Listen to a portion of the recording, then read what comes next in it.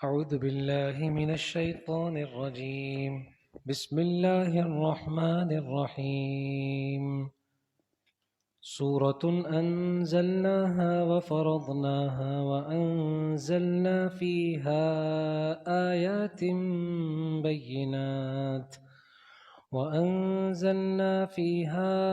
آيات بينات لعلكم تذكرون.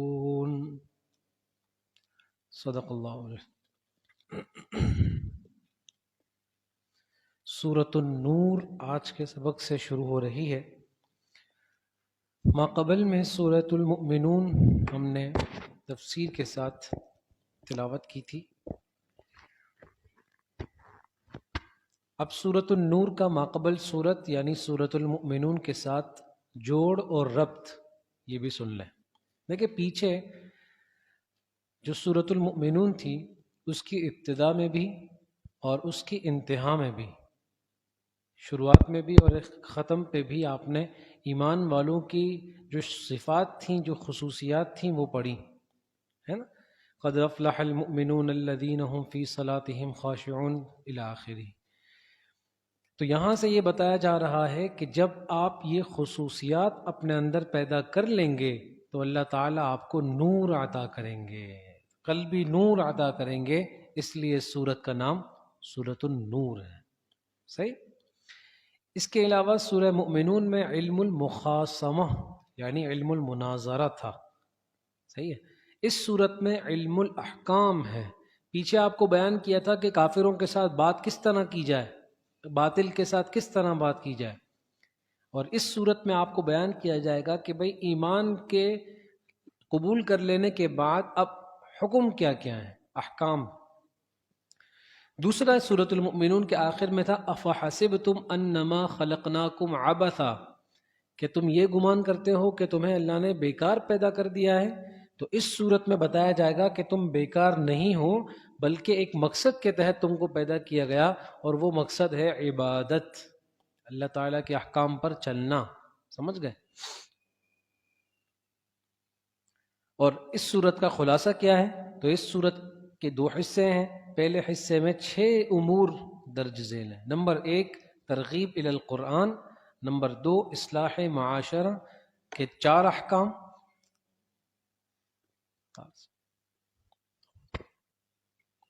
نمبر 3 قاذفین پر زجر ہے. قاذفین کا معنی ہوتے تہمت لگانے والے، ان پر زجر اور تنبیہ ہے. مؤمنین ایمان والوں کے لیے تنبیہ.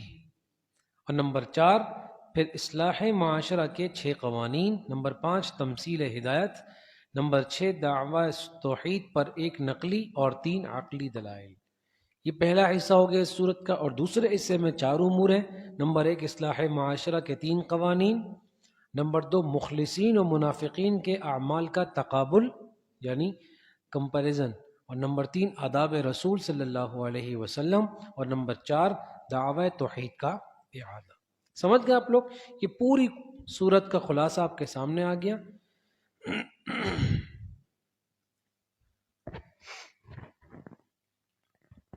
دیکھیے اب غور سے سنیے گا. بسم اللہ الرحمن الرحیم. سورۃ انزلناها وفرضناها وانزلنا فیها آیات بینات لعلکم تذکرون.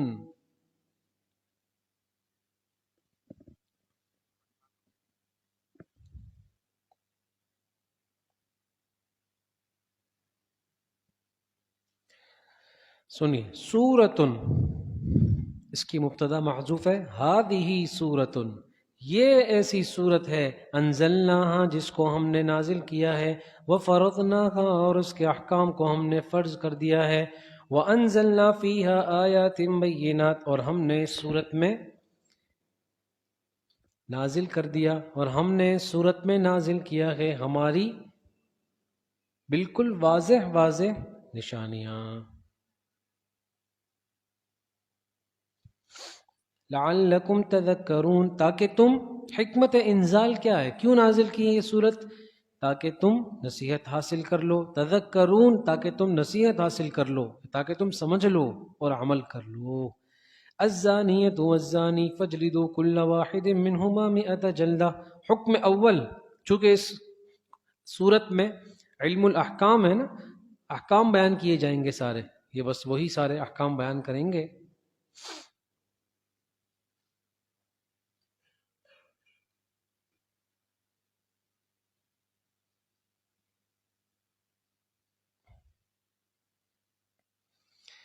تو پہلا حکم یہاں سے بیان کیا جا رہا ہے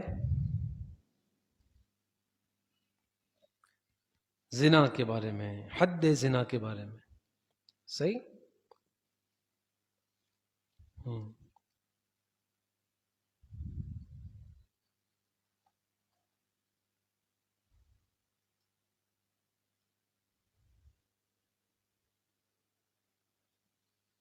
الزانیۃ والزانی فاجلدوا کل واحد منہما 100 جلدہ، حد زنا، اور زنا کرنے والی عورت، والزانی اور زنا کرنے والا مرد، فاجلدوا کل واحد منہما 100 جلدہ، ان دونوں کو کوڑے مارے جائیں، یا کوڑے مارو ان دونوں کو، کل واحد منہما ان میں سے ہر ایک کو، 100 جلدہ 100 کوڑے۔ سمجھ گئے؟ یہ اس زانیہ اور زانی کی بات ہو رہی ہے جو غیر شادی شدہ ہوں، سمجھ گئے؟ تو پہلا حکم بیان کر دیا کہ زانی عورت اور مرد جو غیر شادی شدہ ہوں تو ان کے لیے 100 درے ہیں، یعنی 100 کوڑے ہیں، ٹھیک۔ البتہ جو شادی شدہ ہوں تو ان کے لیے رجم کا حکم ہے، اور یہ بات احادیث متواترہ اور اجماع سے ثابت ہے، سمجھ گئے؟ اچھا جی۔ وَلَا تَأْخُذْكُمْ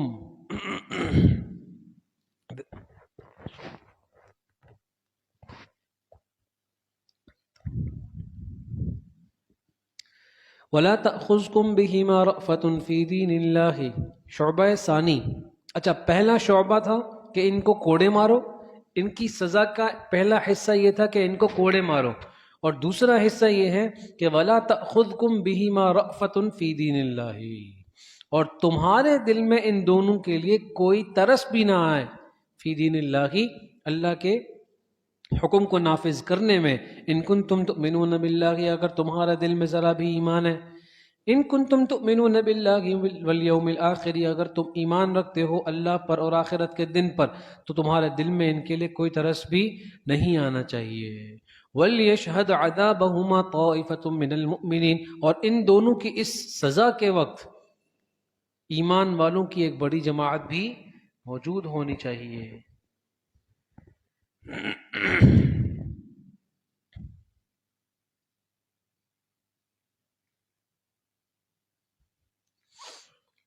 الزانی لا ينکح الا زانیتا او مشرکہ، غایت شناعت زنا، زنا کی جو نحوست ہے، اور زنا کی تو جو اللہ تعالیٰ نے زنا کے اندر جو یعنی گھٹیا پن جو رکھا ہے، اس کا نتیجہ یہ ہے کہ الزانی لا ينکح الا زانیتا او مشرکہ، زنا کرنے والا تو نکاح کرتا ہی نہیں ہے مگر ایک زانیہ عورت سے ہی یا مشرکہ عورت سے ہی۔ اللہ نے نحوست ہی ایسی رکھی ہے، جب ایک مرتبہ گندگی میں انسان پڑ جاتا ہے پھر اسے گندگی ہی پسند آتی ہے۔ آئی سمجھ میں؟ امام احمد بن حنبل رحمۃ اللہ علیہ فرماتے ہیں کہ جو زنا کرنے والا مرد یا عورت ہوگا تو پھر اب وہ ایمان یعنی غیر زانی سے شادی نہیں کر سکتا، جائز ہی نہیں ہے اس کے لیے۔ دلیل یہ والی آیت ہے قرآن کریم کی، الزانی لا ينکح الا زانیتا او مشرکتا، کہ جو زنا کرنے والا مرد ہے وہ نکاح نہیں کر سکتا کسی عورت سے بھی مگر یہ کہ وہ زانیہ ہو۔ آئی سمجھ؟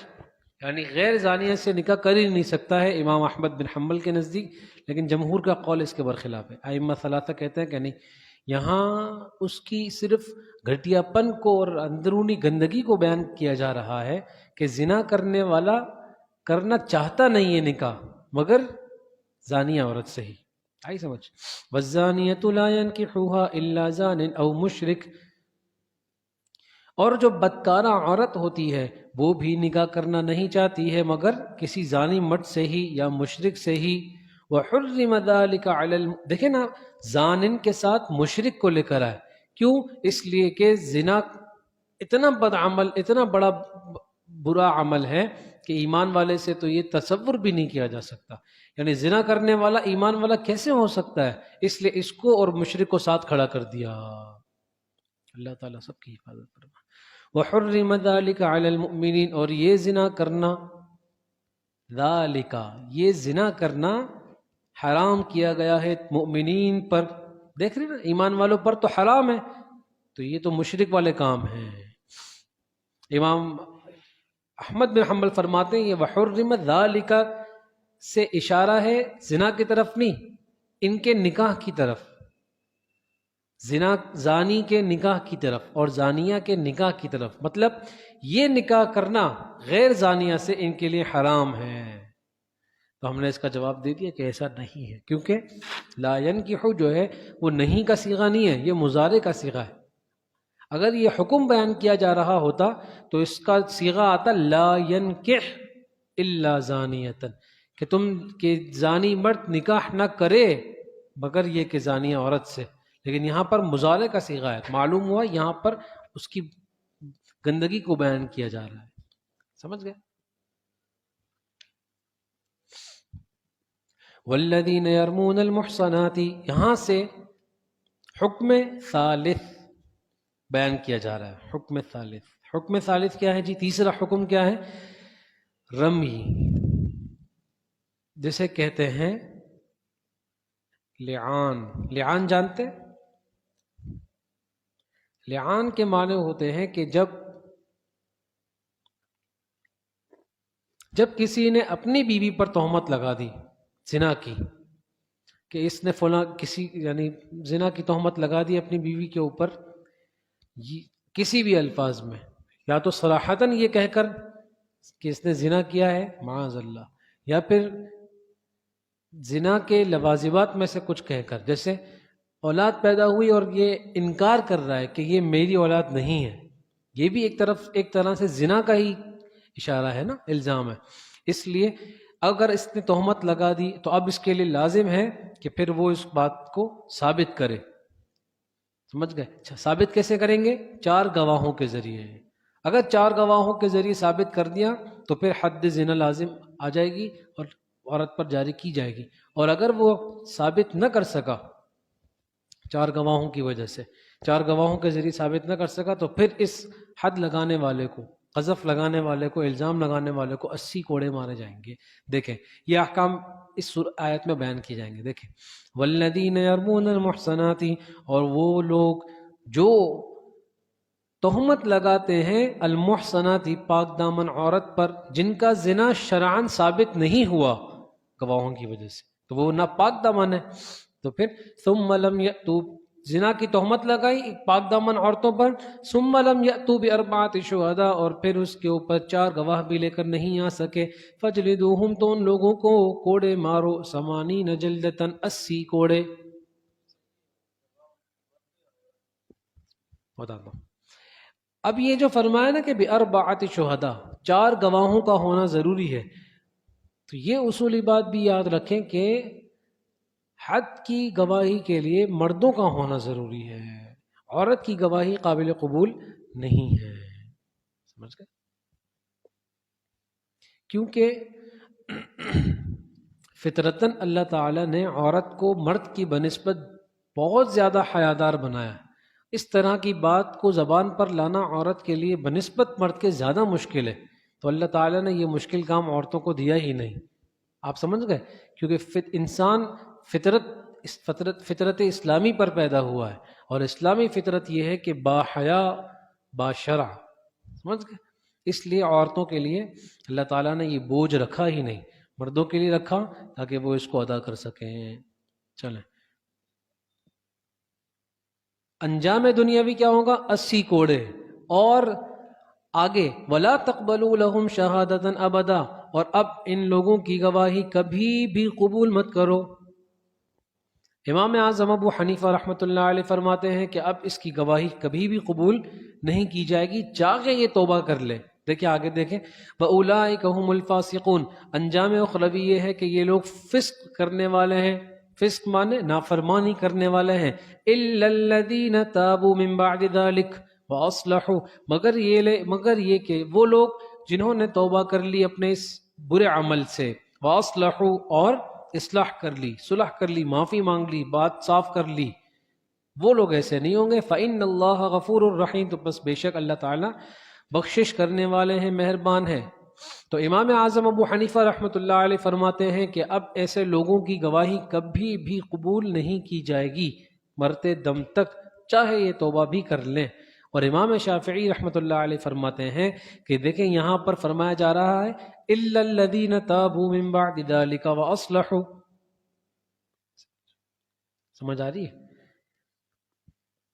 کہ ان کے گواہی کبھی بھی قبول نہیں کی جائے گی مگر یہ کہ جب یہ لوگ توبہ کر لیں اور اپنی اصلاح کر لیں تو پھر ان کی گواہی قبول کی جا سکتی ہے۔ یہ کون کہہ رہے ہیں؟ امام شافعی۔ لیکن امام اعظم ابو حنیفہ رحمۃ اللہ علیہ نے فرمایا بالکل سادہ اور آسان سی بات یہ ہے، الا الذین تابوا سے پہلے والا جملہ کیا ہے؟ یہ لوگ فاسق لوگ ہیں۔ اس کا مطلب یہ ہوا کہ اللہ سے جو استثناء کیا جا رہا ہے وہ فسق کا ہے، کہ اصولی بات یہ ہے الحق للقریب ثم للبعید، تو یہاں قریب کیا ہے؟ فاسق ہونا۔ اللہ نے کہا یہ سب کے سب فاسق ہیں، نافرمان ہو کر میرے پاس آئیں گے، مگر یہ کہ جنہوں نے توبہ کر لی تو ہم ان کو معاف کر دیں گے اور پھر یہ نافرمانوں میں شامل نہیں ہوں گے۔ آئی سمجھ میں؟ ہاں، تو اصولی طور پر امام اعظم ابو حنیفہ رحمۃ اللہ علیہ والی بات زیادہ مضبوط ہے، سمجھ گئے؟ خلاصہ یہ ہے کہ اب ان کی گواہی کبھی بھی قبول نہیں کی جائے گی۔ آگے چلیں، والذین یرمون ازواجہم، اور جن لوگوں نے تہمت لگا دی اپنی بیویوں پر، ولم یکن لہم شہداء الا انفسہم، حکم رابع لعان۔ دیکھیے جی، اور جو لوگ بدکاری کی تہمت لگائیں اپنی بیویوں پر، ولم یکن لہم شہداء، اور ان کے پاس کوئی گواہ بھی موجود نہ ہو، الا انفسہم، بجز اپنی ذات کے، سوائے اپنے اور کوئی موجود نہ ہو گواہ، فشہادت احدہم اربع شہادات باللہ۔ دیکھیں دو چیزیں ہیں، ایک ہے کسی عورت پر، یہ مطلقاً عورت پر تہمت لگانا، اس کا تذکرہ اوپر والی آیت میں آ گیا کہ اس میں پھر کیا کیا، 4 گواہوں کا موجود کرنا ضروری ہوگا، یہ حکم ہو گیا اوپر مسئلے کا۔ اور نیچے مسئلے کے اندر، نیچے والے میں اپنی بیوی پر حکم لگانے کی، اپنی بیوی پر تہمت لگانے کی بات آ رہی ہے، تو اس کا حکم کیا ہے؟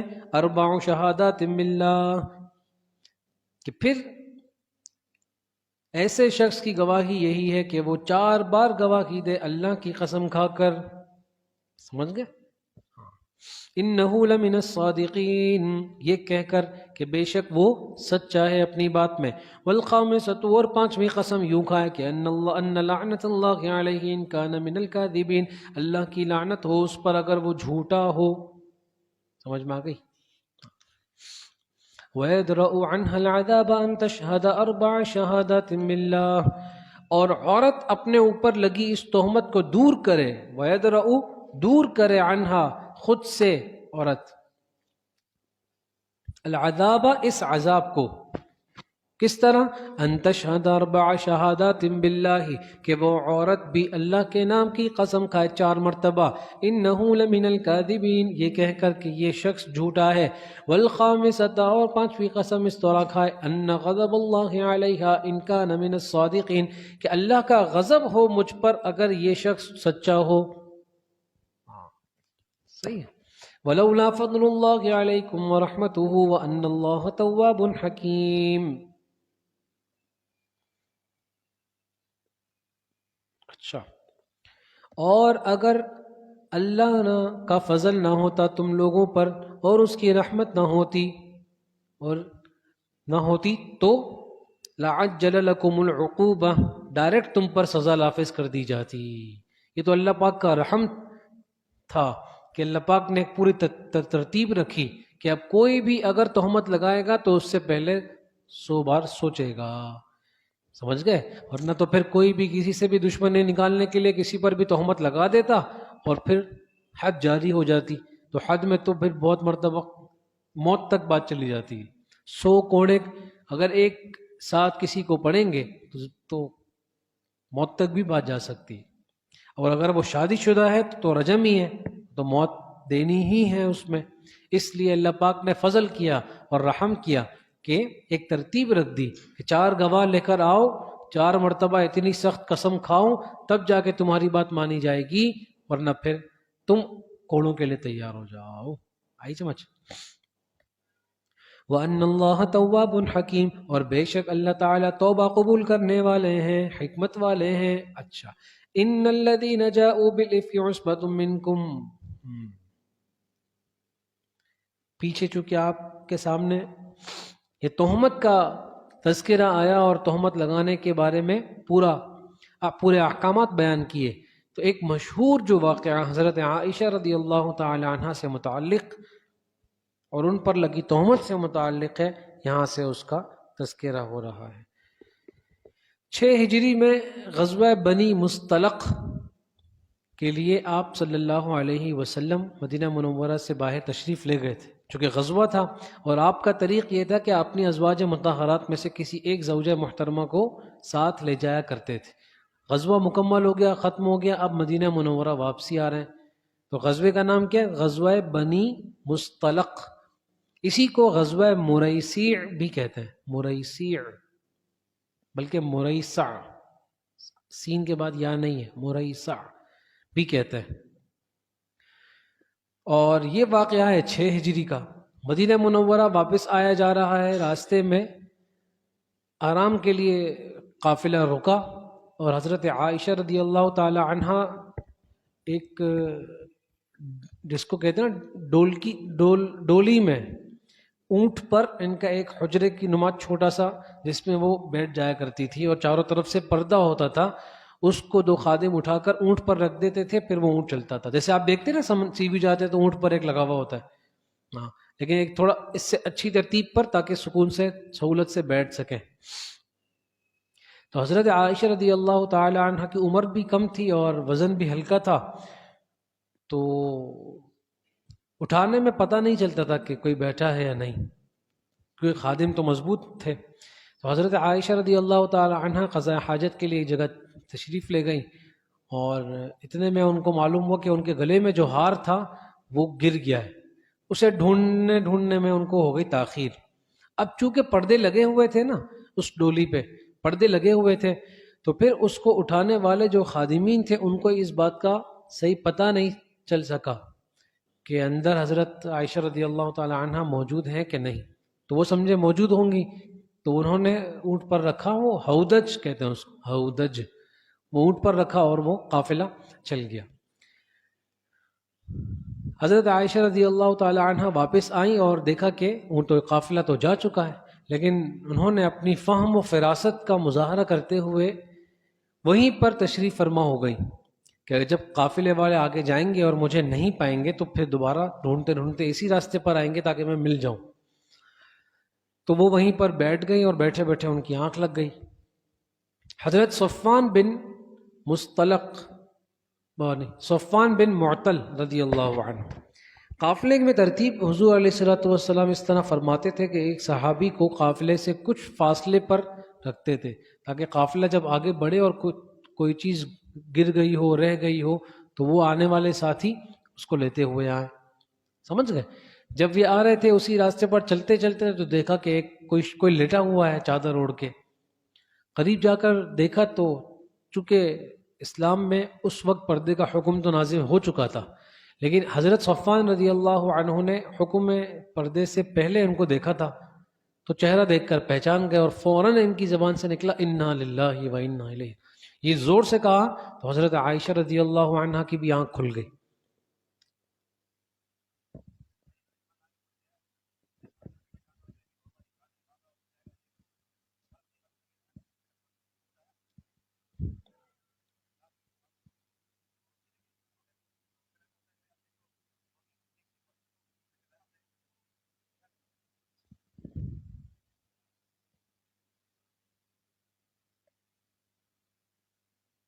اچھا جی، تو انہوں نے زور سے کہا انا للہ و انا الیہ راجعون، اور حضرت عائشہ رضی اللہ تعالی عنہ کی بھی آنکھ کھل گئی. پھر حضرت صفوان رضی اللہ عنہ نے اپنا اونٹ بٹھایا، اس پر حضرت عائشہ رضی اللہ عنہ کو سوار کیا اور پھر وہ قافلے کے ساتھ جا ملے. پھر یہ جب مدینہ منورہ میں داخل ہوئے تو وہاں جو منافقین تھے اور ان منافقین کا جو سردار تھا عبداللہ بن ابی، وہ جو سردار منافقین کا تھا، اس نے یہ جب دیکھا کہ صرف ایک مرد کے ساتھ اونٹ پر بیٹھی حضرت عائشہ رضی اللہ تعالی عنہ آ رہی ہیں، تو اس نے تہمت لگا دی، اور تہمت بھی اس طرح لگائی کہ اعلان نہیں کیا، بلکہ صرف اپنے ساتھیوں میں یہ بات کو پھیلا دیا، اور جب ایک ایک کرتے کرتے کرتے پورے مدینہ منورہ میں یہ بات آہستہ آہستہ آہستہ پھیلنے لگ گئی. لیکن یہ بات حضرت عائشہ رضی اللہ تعالی عنہ کے علم میں نہیں آئی، یہاں تک کہ ایک مہینہ گزر گیا، حضرت عائشہ کو اس کا علم نہیں تھا رضی اللہ عنہ. لیکن یہ تھا کہ جناب نبی کریم صلی اللہ علیہ وسلم بڑے افسردہ رہتے تھے، اور اگرچہ کبھی اس کا تذکرہ حضرت عائشہ رضی اللہ تعالی عنہ سے فرمایا نہیں، لیکن بہت قلبی طور پر یہ چیز تکلیف اور درد محسوس کرتے تھے. بہرحال یہ منافقین کا پورا کارنامہ تھا. لیکن اس میں چند صحابہ کرام بھی اس میں پھنس گئے تھے، اس چال میں، سادگی کی وجہ سے یا بھولاپن کی وجہ سے وہ اس میں پھنس گئے تھے. ان میں حضرت حسان بن ثابت رضی اللہ تعالی عنہ، یہ مشہور صحابی تھے. ایک اور حضرت مصطح بن اثاثہ رضی اللہ عنہ، یہ بھی اس میں آ گئے تھے. اور ایک صحابیہ تھی رضی اللہ عنہ حضرت حمنہ بنت جحش رضی اللہ عنہ، یہ بھی اس میں پھنس گئی تھی. تو یہ کچھ صحابہ جو ہے وہ اس پروپیگنڈے سے متاثر ہو چکے تھے، جس کی وجہ سے نبی کریم صلی اللہ علیہ وسلم کو نہایت ہی صدمہ اور تکلیف پہنچتی رہی. پھر آگے کیا ہوا؟ حضرت عائشہ رضی اللہ تعالی عنہ کو ایک مہینے کے بعد جب اس چیز کا علم ہوا تو اس صدمے اور افسوس کے مارے حضرت عائشہ بیمار ہو گئی تھی. جناب نبی کریم صلی اللہ علیہ وسلم کا جو میل ملاپ تھا اس میں بھی بہت فرق محسوس کیا، تو اور زیادہ تکلیف محسوس ہوتی تھی. تو حضرت عائشہ رضی اللہ تعالی عنہ نے عرض کی کہ میں اپنے ماں باپ کے گھر جانا چاہتی ہوں. تو آپ علیہ الصلوۃ والسلام نے اجازت دی، وہ اپنے گھر حضرت ابوبکر صدیق کے گھر پہ آ گئی. تو حضرت عائشہ رضی اللہ تعالی عنہ فرماتی ہیں کہ میں بہت روتی تھی، اللہ پاک سے دعائیں کرتی تھی کہ میں سچی ہوں، یا اللہ تو ہی اس بات کو واضح فرما ان لوگوں پر. تو حضرت عائشہ فرماتی ہیں کہ مجھے بس اس اندازہ یہ تھا کہ اللہ تعالیٰ وحی فرمائیں گے، مطلقاً صرف یہ چھوٹا سا حکم ہوگا کہ اس طرح کی بات نہیں ہے، اور بات اس طرح منافقین نے پھیلائی. لیکن خود اللہ تعالیٰ نے قرآن کریم کا ایک بہت بڑا حصہ میری برات میں نازل فرمایا. وہ اپنی اس کو اعزاز اور فخری انداز میں بیان فرماتی کہ اللہ تعالیٰ نے قرآن کریم میں سورہ نور کا ایک بہت بڑا حصہ صرف میری پاکی میں بیان فرمایا ہے. یہاں سے اس کا آغاز ہو رہا ہے. ان الذین جاءوا بالافک عصبۃ منکم، بے شک وہ لوگ جن لوگوں نے بہتان باندھا، عصبۃ منکم وہ ایک چھوٹا سا گروہ ہے، لا تحسبوه شرا لکم تم اس کو لا تحسبوه تم اس کو مت سمجھو، شرا لکم تمہارے لیے برا، تم اس کو اپنے لیے برا مت سمجھو، بل هو خیر لکم بلکہ یہ تمہارے حق میں بہتر ہو گیا. لکل امرئ منہم مکتسب من الاثم، ہر مرد کے لیے ان میں سے اتنا گناہ ہوگا جس قدر اس نے گناہ کمایا ہے. جس قدر جس نے جتنی بات کہی ہے اس قدر اس کو اتنا گناہ مل جائے گا. تمہارے لیے کیوں یہ شر نہیں ہے، تمہارے لیے کیوں یہ خیر ہے کہ اس کی دیکھیں نا، حضرت عائشہ رضی اللہ تعالی عنہ کی پاکی اب قرآن کریم میں بیان کر دی گئی. قیامت تک کسی کو اب اس کی اجازت نہیں ہوگی کہ وہ حضرت عائشہ کے بارے میں کچھ بات کر سکے. ایک بات، اور دوسرا یہ ہے کہ پھر اس کی بدولت جو سارے احکام تھے وہ سامنے آ گئے. سمجھ میں آ گئی؟ اب دیکھیں، والذی تولی کبرہ منہم لہ عذاب عظیم، اور جو شخص کے متولی ہوا بہتان کے بڑے حصے کا، تولا کبرہ یعنی بہتان میں جو سرغنہ تھا نا، سب سے بڑا آدمی یعنی عبداللہ بن ابی، تو لہو عذاب عظیم اس کے لیے بہت بڑا عذاب ہونے والا ہے. لولا اذ سمعتموه ظن المؤمنون والمؤمنات بانفسهم خیرا. اب تنبیہ ہے مؤمنین، چلیں وہ تو منافقین تھے، ان کا تو کام ہی یہی تھا نا کہ اسلام کے خلاف جو بات نہ بھی ہوتی اس کو بھی اسلام کے خلاف کرنے کی کوشش کرتے. لیکن جو ایمان والے تھے اللہ تعالیٰ تنبیہ فرما رہے ہیں لیکن ناصحانہ ملامت کر رہے ہیں. ہاں چاہے زبان سے انہوں نے کہہ دیا ہو اس طرح کی بات یا کہا نہیں لیکن دل میں ایک شخص آ گیا ہو یا صرف خاموش رہے ہوں, مخالفت کیوں نہیں کی اس بات کی. اب اللہ پاک فرما رہے ہیں کہ لولا کیوں ایسا نہیں ہوا جب تم لوگوں نے اس بات کو سنا. ایمان والوں جب تم لوگوں نے اس بات کو سنا تو کیوں ایسا نہیں ہوا کہ ظن المؤمنون والمؤمنات کہ مومن مرد اور مومن عورتیں دل میں یہ سمجھتے بانفسہم اپنے اپنے دلوں میں خیرن اچھی بات, اپنے اپنے دلوں میں اچھی بات سمجھ لینی چاہیے تھی, کوئی تعویل کر لینی چاہیے تھی. وقالوا ھذا افک مبین اور زبان سے یوں کہنا چاہیے تھا کہ یہ تو ایک بہت واضح بہتان ہے جو ہماری اماں عائشہ رضی اللہ تعالی عنہ پر لگایا جا رہا ہے. بس ڈائریکٹ یہ بات کہہ دیتے یہ سمجھ کر کہ حضرت عائشہ رضی اللہ تعالی عنہ ہماری پاک پیغمبر صلی اللہ علیہ وسلم کی زوجہ محترمہ ہے اور اللہ تعالیٰ اپنے پیغمبر کے لیے کبھی بھی کوئی کمی والی چیز بھی برداشت نہیں کرتے. اچھے جائے کہ اتنی بڑی بات تم کر رہے ہو, بس صرف اتنا سوچ لیتے دلائل کیا ہیں, وضاحتیں کیا ہیں, دعوے کیا ہیں, ترک کر دیتے, سیدھا یہ کہتے کہ یہ بات تو بہت بڑی بہتان والی ہے جو ہماری اماں حضرت عائشہ رضی اللہ تعالی عنہ کے بارے میں کوئی تم نکال رہے ہو منہ سے. لولا جاءوا علیہ باربعۃ شہداء تو کیوں نہ لے کر آئے وہ اس بات پر 4 گواہ. ہاں صرف دعوے کیے نا سب نے, گواہ تو کوئی بھی لے کر نہیں آیا, تو کیوں لے کر نہیں آیا؟ اور تم نے اس بے دلیل کے دعوے پر کان کیوں دھرے, سوچا کیسے اس بارے میں؟ فَإِذْ لَمْ يَأْتُوا بِالشُّهَدَاء پس جب وہ لے کر نہیں آئے ہیں گواہ, فَأُولَٰئِكَ عِندَ اللَّهِ هُمُ الْكَاذِبُونَ تو بس اللہ کے ہاں تو وہ لوگ جھوٹے ہیں. وَلَوْلَا فَضْلُ اللَّهِ عَلَيْكُمْ وَرَحْمَتُهُ اگر اللہ کا فضل نہ ہوتا تم لوگوں پر اور اس کی رحمت نہ ہوتی فی الدنیا والآخرت دنیا میں بھی اور آخرت میں بھی, لَمَسَّكُمْ فِيمَا أَفَضْتُمْ فِيهِ عَذَابٌ عَظِيمٌ تو تم کو آ پہنچتا اس چرچا کرنے کی وجہ سے عذاب عظیم بڑا عذاب.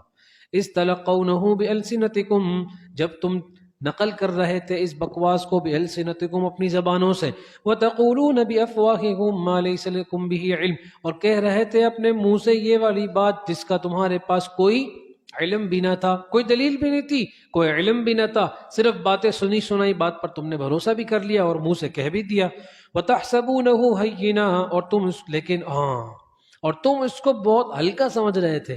بس تم یہ کہہ رہے تھے کہ بھئی نوجوان عورت ہے نوجوان عورت ہے, دل میں ایسا جذبہ آ سکتا ہے, بڑی آسانی سے تم یہ بات کہہ رہے تھے. حالانکہ وَهُوَ عِندَ اللَّهِ عَظِيمٌ یہ بات اللہ تعالیٰ کے ہاں بہت بڑی تھی. پاک دامن حضرت عائشہ رضی اللہ تعالی عنہ جو ام المؤمنین ہیں ان کے بارے میں ہلکی بات کہنا بھی بہت بڑا جرم ہے اللہ کے ہاں. وَلَوْلَا إِذْ سَمِعْتُمُوهُ قُلْتُمْ مَا يَكُونُ لَنَا أَن نَّتَكَلَّمَ بِهَذَا اور کیوں نہ ایسا ہوا کہ جب تم نے ان کی بات کو سنا, قُلْتُمْ مَا يَكُونُ لَنَا تو تم نے یہ کیوں نہ کہہ دیا کہ ما یکون لنا ان نتکلم بہذا ہمارے لیے اس بات کی گنجائش نہیں ہے کہ ہم اس بارے میں یہ اس طرح کی کوئی بات کریں. سبحانک اے ربا تیری ذات پاک ہے ایک بات, یا پھر سبحانک کہ پاک ہے تیری ذات, ھذا بہتان عظیم یہ تو بہت بڑا بہتان ہے. یعظکم اللہ ان تعودوا لمثلہ ابدا ان کنتم مؤمنین نصیحت برائے مستقبل آئندہ کے لیے اللہ پاک نصیحت کر رہے ہیں تم کو اللہ آئندہ پھر کبھی ایسی حرکت نہ کرے. تم یعظکم اللہ تم کو نصیحت کر رہے ہیں ان تعودوا لمثلہ ابدا کہ تم دوبارہ اس طرح کی کوئی حرکت کبھی مت کرنا. سمجھ گئے؟ ان کنتم مؤمنین اگر تم ایمان والے ہو. وَيُبَيِّنُ اللَّهُ لَكُمُ الْآيَاتِ وَاللَّهُ عَلِيمٌ حَكِيمٌ اور صاف صاف بیان کرتا ہے اللہ تعالیٰ تم لوگوں کے لیے اپنے احکام کو اور اللہ تعالیٰ علم والے بھی ہیں حکمت والے بھی ہیں. ان الذين يحبون ان تشيع الفاحشة کہ بے شک زجر برائے منافقین, بے شک جو لوگ پسند کرتے ہیں اس بات کو کہ بے حیائی کو پھیلائیں، فی الذین آمنوا ایمان والوں میں، لہم عذاب علیم فی الدنیا والآخرہ ان لوگوں کے لیے ہے دردناک عذاب دنیا اور آخرت میں، اور اللہ تعالیٰ بہتر جانتے ہیں، وانتم لا تعلمون اور تم لوگ نہیں جانتے۔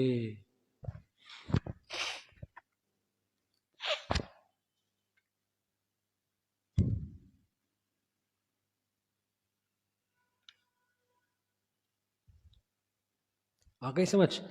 وَلَوْلَا فَضْلُ اللَّهِ عَلَيْكُمْ وَرَحْمَتُهُ وَأَنَّ اللَّهَ رَءُوفٌ رَحِيمٌ، اور اگر اللہ کا فضل تم پر نہ ہوتا اور اس کی رحمت تم پر نہ ہوتی، لَعَاجَلَكُمْ بِالْعُقُوبَةِ تو تم پر عذاب جلدی آ جاتا، لیکن اللہ نے فضل و رحمت کیا، فوراً عذاب نہیں دیا۔ وَأَنَّ اللَّهَ رَءُوفٌ رَحِيمٌ اور بے شک اللہ تعالیٰ بہت شفیق ہیں اور نہایت رحم فرمانے والے ہیں۔ یا ایہا الذین آمنوا لا تتبعوا خطوات الشیطان، اے ایمان والو لا تتبعوا تم پیچھے مت چلو، خطوات الشیطان شیطان کے نقش قدم پر، شیطان کے نقش قدم کی پیروی مت کرو۔ ومن یتبع خطوات الشیطان اور جو کوئی بھی شیطان کے نقش قدم کی پیروی کرے گا، فإنہ یأمر بالفحشاء والمنکر تو نتیجہ یہ ہوگا کہ بس وہ تو حکم کرتا ہے برائی بے حیائی کے کاموں کا اور برے کاموں کا، جو کام اللہ نے منع کر دیے ہیں، جن پر نکیر فرما دی ہے، شیطان تو اسی کا حکم کرے گا۔ ٹھیک ہے جی۔ وَلَوْلَا فَضْلُ اللَّهِ عَلَيْكُمْ وَرَحْمَتُهُ اور اگر اللہ کا حکم اور اللہ کی رحمت تم پر نہ ہوتی، مَا زَكَىٰ مِنْكُمْ مِنْ أَحَدٍ أَبَدًا تو تم میں سے کوئی ایک بھی نہ سنورتا کبھی بھی، وَلَكِنَّ اللَّهَ يُزَكِّي مَن يَشَاءُ لیکن اللہ تعالیٰ سنوار دیتے ہیں جس کو چاہتے ہیں، دل کو پاک کر دیتے ہیں جس کا چاہتے ہیں، واللہ سمیع علیم اور اللہ تعالیٰ تو سننے والے بھی ہیں جاننے والے بھی ہیں۔ یہ بات ہو گئی۔ اب ان صحابہ میں سے ایک صحابی تھے حضرت مصطح رضی اللہ عنہ، یہ حضرت ابو بکر صدیق رضی اللہ تعالی عنہ کے چچا زاد بھائی، خالہ زاد بھائی تھے۔ تو حضرت ابو بکر صدیق رضی اللہ تعالی عنہ چونکہ وہ غریب تھے حضرت مصطح، تو حضرت ابو بکر صدیق رضی اللہ عنہ ان پر خرچ کرتے تھے، ان کو پیسے دیتے تھے، ان کی مدد کرتے تھے۔ لیکن جب اتنی بڑی بات سامنے آئی تو غیرت گوارا نہیں کی، حضرت ابو بکر صدیق رضی اللہ عنہ نے فرمایا کہ میں ایک تو اس پر خرچ بھی کروں، پھر یہ میری بیٹی پر اتنا بڑا الزام لگانے والوں میں ساتھ شامل تھا، اب میں اس پر بالکل خرچ نہیں کروں گا۔ تو اللہ تعالیٰ نے حکم نازل فرمایا وَلَا يَأْتَلِ أُولُو الْفَضْلِ مِنْكُمْ اور تم میں سے جو فضیلت والے ہیں دین کے اعتبار سے، وہ ایسی قسم نہ کھائیں، وَلَا يَأْتَلِ ایسی قسم نہ کھائیں وہ لوگ جو تم میں سے فضیلت والے ہیں، وَالسَّعَةِ اور وسعت والے ہیں، فضیلت والے ہیں دین کے اعتبار سے اور وسعت والے ہیں دنیا کے اعتبار سے۔ کس بات کی قسم نہ کھائیں؟ أَن يُؤْتُوا أُولِي الْقُرْبَى وَالْمَسَاكِينَ وَالْمُهَاجِرِينَ فِي سَبِيلِ اللَّهِ کہ وہ اب نہیں دیں گے کچھ بھی رشتہ داروں کو اور مسکینوں کو اور مہاجرین کو، وَالْمُهَاجِرِينَ فِي سَبِيلِ اللَّهِ اور وہ مہاجرین جنہوں نے وطن چھوڑا ہے فی سبیل اللہ اللہ کے راستے میں آنے کے لیے، وَلْيَعْفُوا وَلْيَصْفَحُوا ہاں چاہیے یہ کہ وہ معاف بھی کر دیں، وَلْيَصْفَحُوا اور درگزر بھی کر دیں، معاف بھی کر دیں، دل سے معاف بھی کر دیں، وَلْيَصْفَحُوا اور زبان سے کہہ بھی دیں معاف کرنے کے لیے۔ الا تحبون ان یغفر اللہ لکم ترغیب عفو کیا تم یہ پسند نہیں کرتے ہو کہ اللہ تم کو بھی بخش دے؟ واللہ غفور الرحیم اور اللہ تعالیٰ تو بہترین بخشنے والے ہیں، رحم فرمانے والے ہیں۔ جب یہ والی آیت سنی نا حضرت ابو بکر صدیق رضی اللہ عنہ نے کہ کیا تم پسند نہیں کرتے ہو کہ اللہ تم کو بخش دے، تو حضرت ابو بکر صدیق فرمایا بلا کیوں نہیں، ہم بالکل پسند کرتے ہیں۔ اور پھر حضرت ابو بکر صدیق رضی اللہ عنہ نے حضرت مصطح کو پہلے سے بڑھا کر دینا شروع کر دیا۔ آئی سمجھ؟ حضرت حسان رضی اللہ تعالی عنہ آخری عمر میں نابینا ہو گئے تھے، حضرت حسان بن ثابت رضی اللہ عنہ، تو حضرت عائشہ رضی اللہ تعالی عنہ کے پاس آیا کرتے تھے، چونکہ اماں جان تھی، مسئلہ پوچھنے کے لیے دیگر کسی معاملات کے لیے آتے تھے۔ تو لوگوں نے کہا کہ آپ کیوں اس کو آنے کی اجازت دیتی ہیں، اس نے تو اتنا بڑا جرم کیا تھا۔ تو حضرت عائشہ فرماتی ہیں کہ نہیں، اللہ تعالیٰ نے، انہوں نے سچی توبہ کر لی ہے اور اللہ تعالیٰ نے ان کو بخشش کا اعلان بھی جاری کر دیا ہے۔ اب میرے لیے یہ مناسب نہیں ہے کہ میں اس کے لیے بددعا کروں یا اس کو آنے سے روکوں۔ اور اس کی اور اللہ، اچھا پھر لوگوں نے کہا کہ یہاں تو اللہ نے کہا ہے نا کہ ان کے لیے عذاب ہوگا، دیکھیں یہاں پر آیا تھا نا کہ ان کے لیے عذاب ہوگا، تو یعنی حضرت حسان بن ثابت کو بھی عذاب ملے گا نا۔ تو حضرت عائشہ رضی اللہ تعالی عنہ نے فرمایا کیا یہ عذاب کم ہے کہ اللہ تعالیٰ نے ان کی بینائی ان سے لے لی ہے؟ یعنی اللہ تعالیٰ نے دنیا میں ہی ان کو اس آزمائش میں مبتلا کر کے ان کو پاک صاف کر دیا ہے، حضرت حسان بن ثابت۔ اور یہ بھی حضرت عائشہ رضی اللہ تعالی عنہ نے فرمایا کہ حضرت حسان نے حضرت حضور علیہ الصلوۃ والسلام کا دفاع کیا ہے اپنی زندگی میں، کہ جب منافقین و مشرکین اشعار کہہ کر حضور علیہ الصلوۃ والسلام کی برائیاں کرتے تھے، انہوں نے حضور کی طرف سے اشعار میں جواب دے کر ان برائیوں کا مقابلہ کیا ہے۔ اور بعض اشعار تو انہوں نے ایسے کہے ہیں کہ مجھے یقین ہے اللہ کی ذات سے کہ اللہ ان کی بخشش ان اشعار کی وجہ سے کر دیں گے۔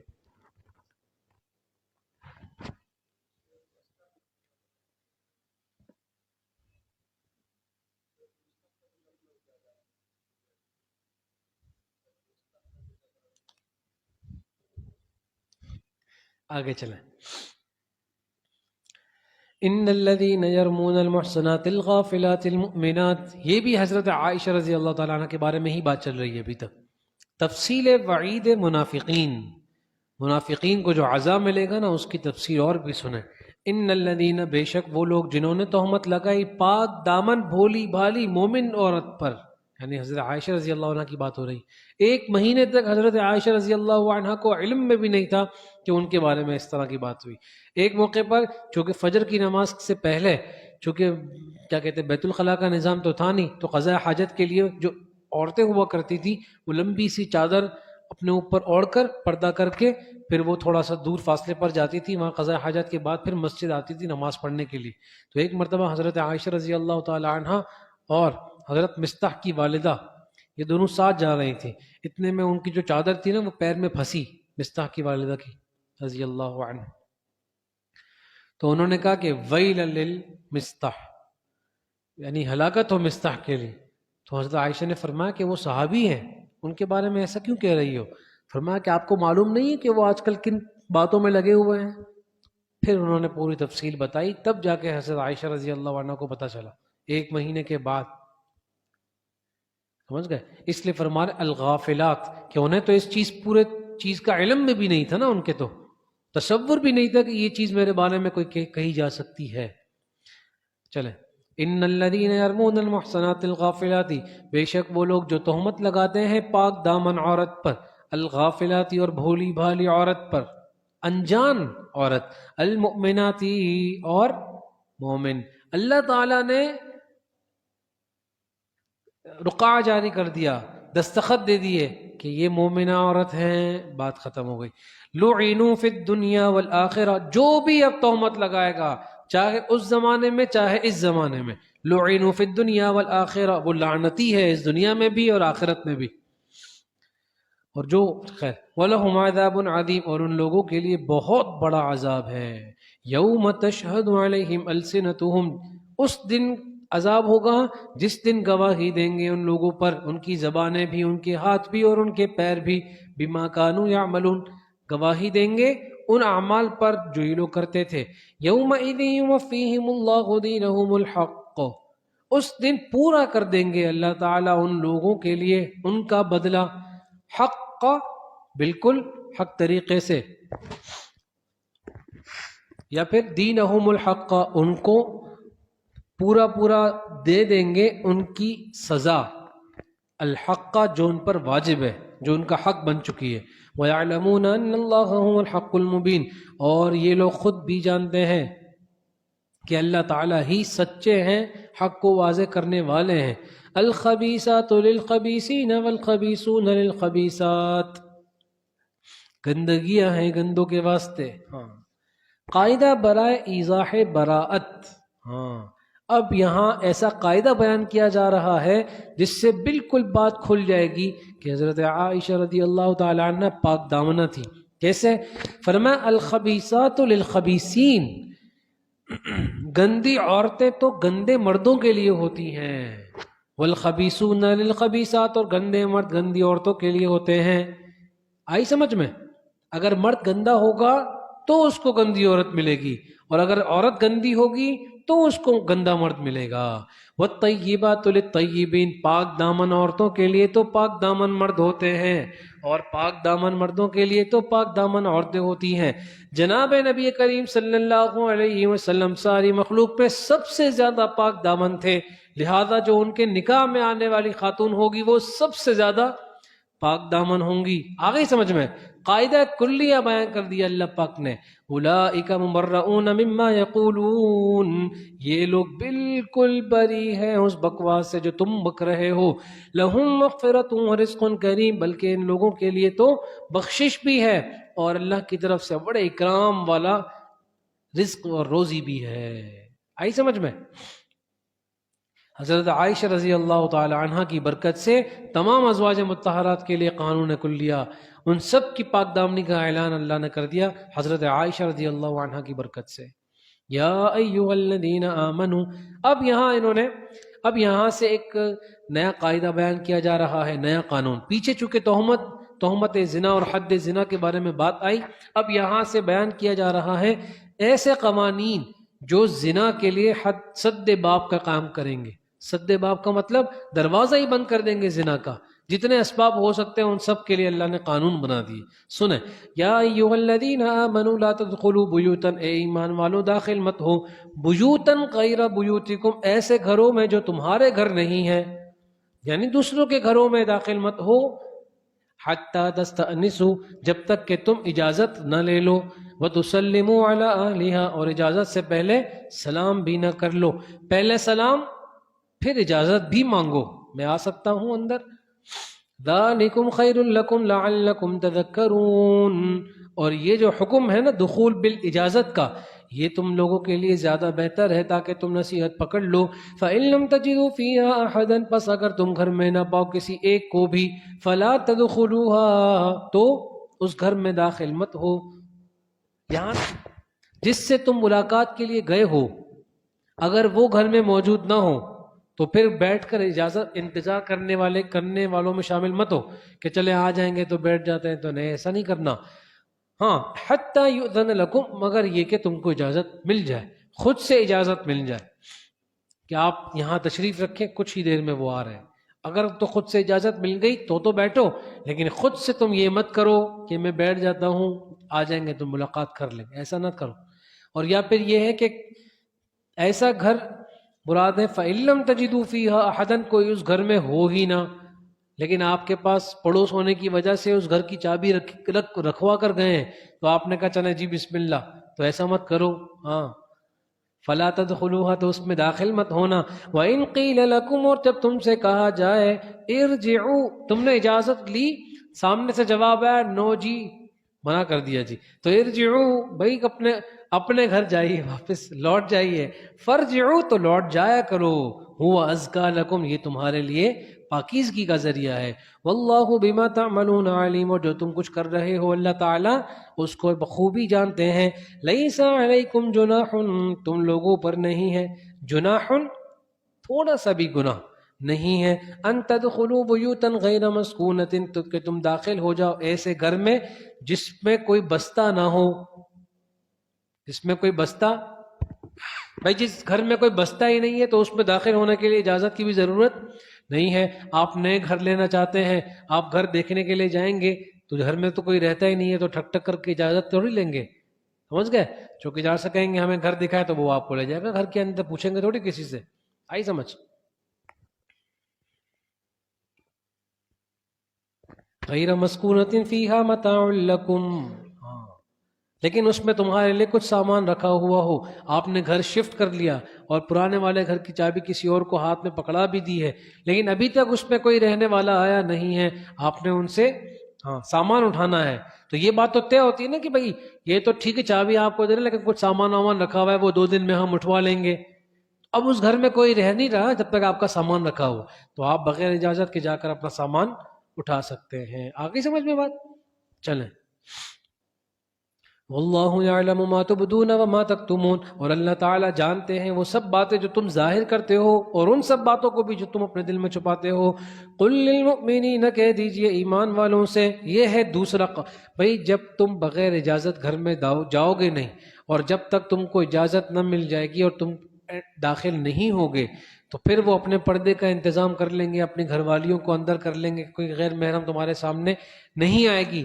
جب آنکھ وہاں پڑے گی نہیں تو پھر وہ جو گناہ کے جذبات ہیں وہ دل میں پیدا ہوں گے بھی نہیں، کیونکہ دل میں گناہ کے جذبات کا آنا اس کی پہلی سیڑھی ہوتی ہے آنکھ. اس لیے اللہ تعالیٰ نے اگلی آیت میں فرمایا قل للمؤمنین یغضوا من ابصارہم، کہہ دیجئے ایمان والے مردوں کو کہ وہ اپنی نگاہوں کو نیچا رکھیں. آ رہی ہے سمجھ؟ کہہ دو ایمان والے مردوں کو کہ وہ اپنی نگاہوں کو نیچا رکھیں. وَيَحْفَظُوا فُرُوجَهُمْ، اور اپنی شرمگاہوں کی حفاظت کریں. دیکھا آپ نے، پہلے نظر کی بات کی اور اس کے اگلی باری میں نتیجہ بیان کر دیا کہ شرمگاہوں کی حفاظت کر لیں، یعنی آنکھوں کی حفاظت کر کے اپنی شرمگاہوں کی حفاظت کر لیں. مطلب یہ ہوا کہ پہلا جو دروازہ ہے وہ آنکھوں کا غلط استعمال. ذَلِكَ أَزْكَىٰ لَكُمْ، یہ تمہارے لیے زیادہ پاکیزگی کی بات ہے. إِنَّ اللَّهَ خَبِيرٌ بِمَا يَصْنَعُونَ، بے شک اللہ تعالیٰ خوب باخبر ہے اس چیز سے جو تم کرتے ہو. وَقُلْ لِلْمُؤْمِنَاتِ يَغْضُضْنَ مِنْ أَبْصَارِهِنَّ، اور کہہ دیجئے ایمان والی عورتوں سے کہ وہ اپنی نگاہوں کو نیچا رکھیں. ایک موقع پر حضرت عائشہ اور حضرت حفصہ رضی اللہ تعالی عنہما جناب نبی کریم صلی اللہ علیہ وسلم کے ساتھ تشریف فرما تھی. اتنے میں حضرت عبداللہ ابن ام مکتوم رضی اللہ تعالی عنہ داخل ہوئے تو حضور علیہ السلام نے فرمایا کہ تم پردہ کر لو. فرمایا حضرت عائشہ رضی اللہ تعالی عنہ نے کہ یہ تو نابینا نہیں ہے. آپ علیہ السلام نے فرمایا کیا تم بھی نابینا ہو؟ یعنی جس طرح اس کو تمہیں دیکھنا منع ہے، اس کے لیے تم کو دیکھنا منع ہے، اسی طرح عورت کے لیے بھی منع ہے کہ وہ مرد کو دیکھے. آئی سمجھ؟ بالکل واضح ہو گیا. اچھا جی. وَيَحْفَظْنَ فُرُوجَهُنَّ، اور اپنی شرمگاہوں کی حفاظت کریں. وَلَا يُبْدِينَ زِينَتَهُنَّ إِلَّا مَا ظَهَرَ مِنْهَا وَلْيَضْرِبْنَ بِخُمُرِهِنَّ عَلَى جُيُوبِهِنَّ. وَلَا يُبْدِينَ زِينَتَهُنَّ، اور اپنی زینت کے جو اعضاء ہیں یا زینت کی جو چیزیں ہیں خوبصورتی کی، وہ ظاہر نہ کریں کسی کے بھی سامنے. إِلَّا مَا ظَهَرَ مِنْهَا، مگر اس میں سے جو کھلا رہ جائے اس کی اجازت ہے. ایک وَلْيَضْرِبْنَ بِخُمُرِهِنَّ عَلَى جُيُوبِهِنَّ، اور چاہیے کہ ڈالے رکھیں اپنی چادروں کو اپنے گریبانوں پر. آئی سمجھ؟ اچھا جی، پہلے یہ سمجھے وَلَا يُبْدِينَ زِينَتَهُنَّ، اللہ اکبر، کہ وہ ظاہر نہ کریں اپنی زینت کی چیزوں کو. إِلَّا مَا ظَهَرَ مِنْهَا، مگر یہ کہ جو چیزیں کھلی رہتی ہیں. یہ بات ہو رہی ہے گھر کے اندر کی. دیکھیں، سب سے زیادہ احتیاط والی تفسیر اور سب سے زیادہ قابل اتباع تفسیر وہ یہی ہے کہ یہ داخل البیت مراد ہے، گھر کے اندر کی بات ہو رہی ہے. بھئی گھر کے اندر چہرہ ڈھکنے کی بھی ضرورت نہیں، ہاتھوں کو ڈھکنے کی بھی ضرورت نہیں، پیروں کو ڈھکنے کی بھی ضرورت نہیں. آئی سمجھ؟ یہ سب سے بہترین تفسیر ہے. وَلْيَضْرِبْنَ بِخُمُرِهِنَّ عَلَى جُيُوبِهِنَّ، اور چاہیے کہ وہ ڈالے رکھے. اچھا جی، تو گھر کے اندر ہوں گی تو پھر وہ چہرہ بھی نہ ڈھکیں اور اپنے ہاتھوں کو بھی نہ ڈھکیں اور اپنے پیروں کو بھی نہ ڈھکیں، کوئی مسئلہ نہیں ہے. جب گھر سے باہر ہوں گی تو پھر چہروں کو بھی ڈھکنا چاہیے، کیونکہ دیکھیں نا زینت کے بارے میں کیا فرمایا، بھائی اپنی زینت کی چیزوں کو کسی کے سامنے بھی ظاہر نہ کریں، اور زینت کی تو شروعات ہی چہرے سے ہوتی ہے. آئی سمجھ؟ اور ایک تفسیر اس کی اچھی یہ بھی کی گئی کہ ہم اگر اس کو خارج البیت مان لیں، گھر سے باہر کی بات مان لیں، تو پھر اس کی تفسیر کیا ہوگی، الا ما ظہر منہا، کہ اپنے زینت کے اپنی زینت کی جو اعضاء ہیں، چہرہ ہے اور ہاتھ ہیں اور پاؤں ہیں، خوبصورتی اس سے نظر آتی ہے، تو کہا کہ ان کو کسی کے سامنے بھی ظاہر نہ کریں، یعنی اپنے پورے جسم کو بالکل ڈھک کر رکھے، برقعے میں رکھیں، الا ما ظہر، مگر برقعے میں رکھنے کے باوجود بھی جب کوئی چیز ظاہر ہو، جیسے دیکھیں برقع پہننے کے بعد کم سے کم یہ تو پتہ چلتا ہے نا کہ یہ مرد ہے یا عورت، پتہ چلتا ہے نا. یہ بات جو پتہ چلی یہ بھی نہیں چلنی چاہیے تھی، لیکن یہ تو بے اختیاری ہے، اس لیے اللہ نے فرمایا الا ما ظہر منہا، مگر جو چیزیں خود سے ظاہر ہو رہی ہیں تمہارے اختیار کے بغیر، کہ برقعے میں جا رہی ہے تو یہ تو عورت ہے، سمجھ گئے، برقعے میں جا رہی ہے تو یہ تو کیا ہے، عورت ہے. تو عورت کا ہونا یہ بھی ایک برے جذبات ابھرنے کے لیے کافی ہے. اس لیے اللہ نے فرمایا کہ جو چیز تمہارے اختیار سے آؤٹ ہے، جو چیز تمہارے اختیار میں نہیں ہے، اس پر تمہاری کوئی گرفت نہیں ہوگی. آپ لوگوں کو بات سمجھ میں آ رہی ہے؟ دو تفسیر آپ کے سامنے آ گئی نا. پہلی تفسیر تو بالکل واضح سی ہے، الا ما ظہر کا مطلب یہ ہے کہ تم چہروں کو نہ ڈھاکو، ہاتھوں کو نہ ڈھاکو، پیروں کو نہ ڈھاکو. لیکن یہ موقع کس کا ہو رہا ہے، کس چیز کی بات ہو رہی ہے، گھر کے اندر کی بات ہو رہی ہے. آئی سمجھ؟ ایک تفسیر یہ ہو گئی. اور دوسری تفسیر یہ ہے کہ یہ گھر کے باہر کی بات ہو رہی ہے، اور الا ما ظہر سے مراد عورت ہونا جو پتہ چل رہا ہے، عورت ہونا جو ظاہر ہو رہا ہے، وہ چونکہ بے اختیاری ہے، اس لیے اس میں تم پر کوئی پکڑ نہیں ہوگی. کسی کو سمجھ میں آ گئی بات؟ اللہ سمجھا دے آپ لوگوں کو. چلے وَلْيَضْرِبْنَ یعنی اب آپ دیکھیں نا، دونوں تفسیروں کے مطابق آپ یہ اشکال نہیں کر سکتے کہ چہرے کا تو پردہ نہیں ہے. آئی سمجھ؟ چلیں، تو چہرے کا پردہ قرآن کریم میں کہاں ہے؟ وہ یہاں ہے. آنکھیں چاہیے دیکھنے کے لیے. چلیں وَلْيَضْرِبْنَ بِخُمُرِهِنَّ عَلَى جُيُوبِهِنَّ، ہاں جی، اور ڈالے رکھیں بِخُمُرِهِنَّ عَلَى جُيُوبِهِنَّ، اپنی لمبی لمبی چادروں کو، خمر کہتے ہیں لمبی لمبی چادریں، ڈالے رکھیں اپنے لمبی لمبی چادروں کو، دوپٹے کو، عَلَى جُيُوبِهِنَّ، اپنے سینوں پر، اپنی گریبانوں پر، وَلَا يُبْدِينَ زِينَتَهُنَّ، اور اپنی زینت کی چیزوں کو ظاہر نہ کر. دیکھیں نا اگلی آیت میں، دیکھیں تفصیل سے آپ سمجھ جائیں گے کہ پہلے جو ہم نے بات کی نا وہی تفسیر بنتی ہے. اور اپنی زینت کی چیزوں کو ظاہر نہ کریں، الا لبعولتہن، مگر اپنے شوہروں کے سامنے، او آبائہن، یا اپنے اباؤں کے سامنے، او آباء بعولتہن، یا اپنے سسروں کے سامنے، او ابنائہن، یا اپنے بیٹوں کے سامنے، یا اپنے شوہر کے بیٹوں کے سامنے، اپنے شوہر کے بیٹوں کے سامنے بھی ظاہر نہ کر سکتی ہیں ظاہر. او اخوانہن، یا اپنے بھائیوں کے سامنے، او بنی اخوانہن، یا اپنی بھائیوں کے بیٹوں کے سامنے، او بنی اخواتہن، یا اپنی بہنوں کے سامنے، او نسائہن، یا مسلمان ہم مذہب عورتوں کے سامنے، مسلمان عورتوں کے سامنے، او ما ملکت ایمانہن، یا پھر اپنی باندیوں کے سامنے. یہاں پر باندی مراد ہے، غلام مرد مراد نہیں ہے. او التابعین غیر اولی الاربۃ، او التابعین، یا پھر جو ایسے مرد ہوں، یا جو پھر ایسے مرد ہوں جو التابعین، جو خادم ہوں یا جو ماتحتی میں رہتے ہوں، اور غیر اولی الاربۃ، اور جن کو عورت سے کوئی غرض نہ ہو. سمجھ گئے؟ یعنی ان کے جذبات خراب نہ ہوتے ہوں عورت کے سامنے، عورت کے لیے. من الرجال، مرد ہوں، او الطفل الذین لم یظہروا، یا پھر ایسے بچے ہوں نابالغ، ایسے نابالغ بچے ہوں کہ لم یظہروا علی عورات النساء، کہ جو واقف نہیں ہوئے ہیں عورت کی پردے کی باتوں پر. سمجھ گئے؟ لیکن آج کل تو چونکہ آپ کے پاس یہ اتنے بڑے بڑے ٹچ موبائل آ گئے، جب ٹچ موبائل آ گئے تو اب سب بچے بڑے بوڑھے سب بے حیائی سے بھی ٹچ ہو گئے. جب بے حیائی سے ٹچ ہو گئے ہیں تو پھر شریعت سے اور اللہ تعالیٰ سے ان ٹچ ہو گئے ہیں. اللہ تعالیٰ حفاظت فرمائے. تو آج کل کے بچے تو بہت آگے چل کے بات کرتے ہیں بھائی. ولا یزر، یہ آپ کو بات سمجھ میں آ گئی؟ اور ان سب کا تعلق گھر کے اندر سے، گھر کے باہر سے ہے نا، سب گھر کے اندر والے لوگ ہیں نا. اس لیے فرمایا کہ تم اپنی زینت کی چیزیں ان کے سامنے ظاہر کر سکتی ہو، چہرہ، قدم، ہاتھ. آئی سمجھ؟ گھر کے اندر کی بات ہو رہی تھی، اوپر بھی معلوم ہوا یہ جو بات ہو رہی ہے یہ پردے.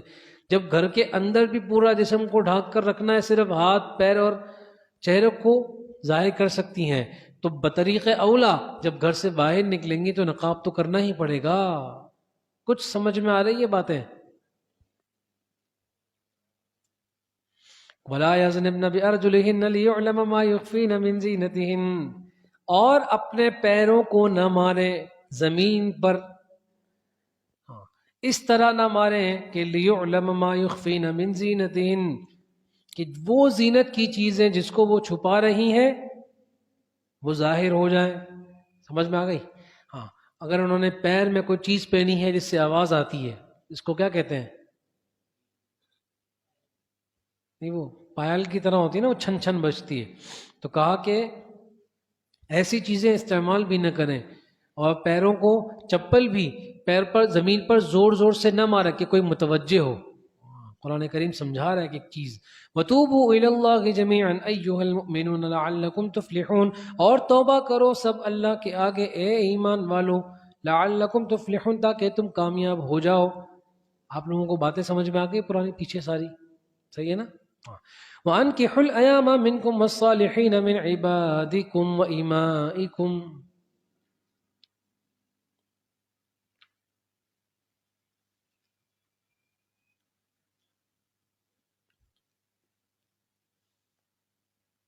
اچھا جی، اب یہاں پر تیسرا قانون معاشرت بیان کیا جا رہا ہے، کیونکہ زنا کے اسباب میں سے ایک سبب یہ بھی ہوتا ہے کہ نکاح میں تاخیر کی جاتی ہے. سمجھ گئے؟ نکاح میں تاخیر ہوتی ہے اور بشری تقاضوں کی وجہ سے انسان گناہ میں پڑنے کا اس کے چانسز بڑھ جاتے ہیں. اس لیے یہاں پر اب آپ دیکھیں اس کے احکام بیان کیے جائیں گے. وَأَنكِحُوا الْأَيَامَ مِنكُمْ وَالصَّالِحِينَ مِنْ عِبَادِكُمْ وَإِمَائِكُمْ. تیسرا قانون معاشرت نکاح الایامہ. ایامہ کا مطلب، یہ ایامہ جمع ہے ایمن، اور ایمن کہتے ہیں جس کا شوہر نہ ہو، کسی بھی وجہ سے انتقال کر گیا ہو یا شادی نہ ہوئی ہو یا کچھ بھی ہو ہی نہ جس کا شوہر. من لا زوج لہا، جس کا خامن نہ ہو.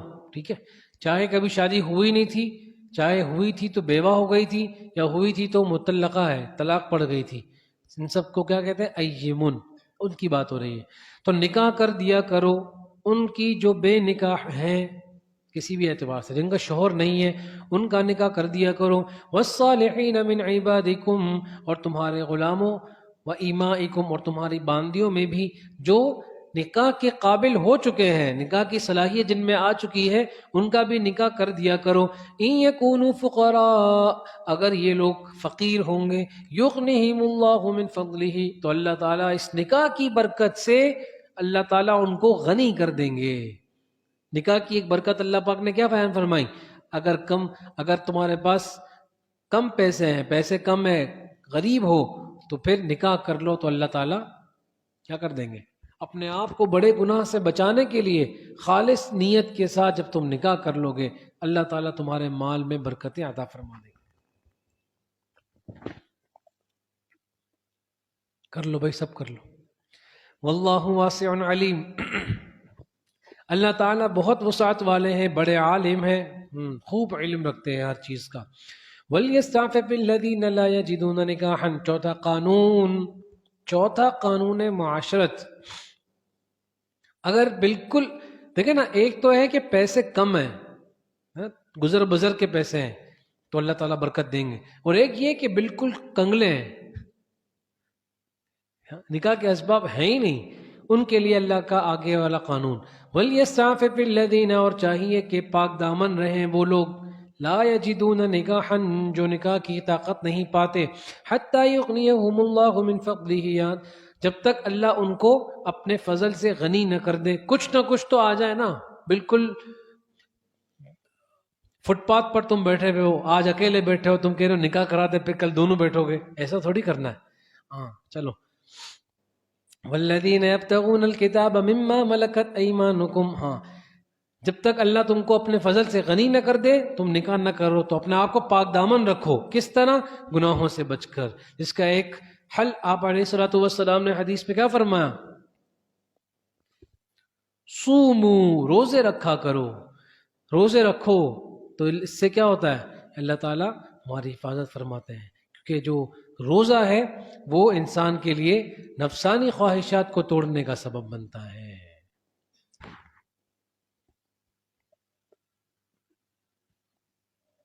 اچھا جی، والذین یبتغون الکتاب مما ملکت ایمانکم، اور پانچواں قانون معاشرت، ہاں کتابت مملوک۔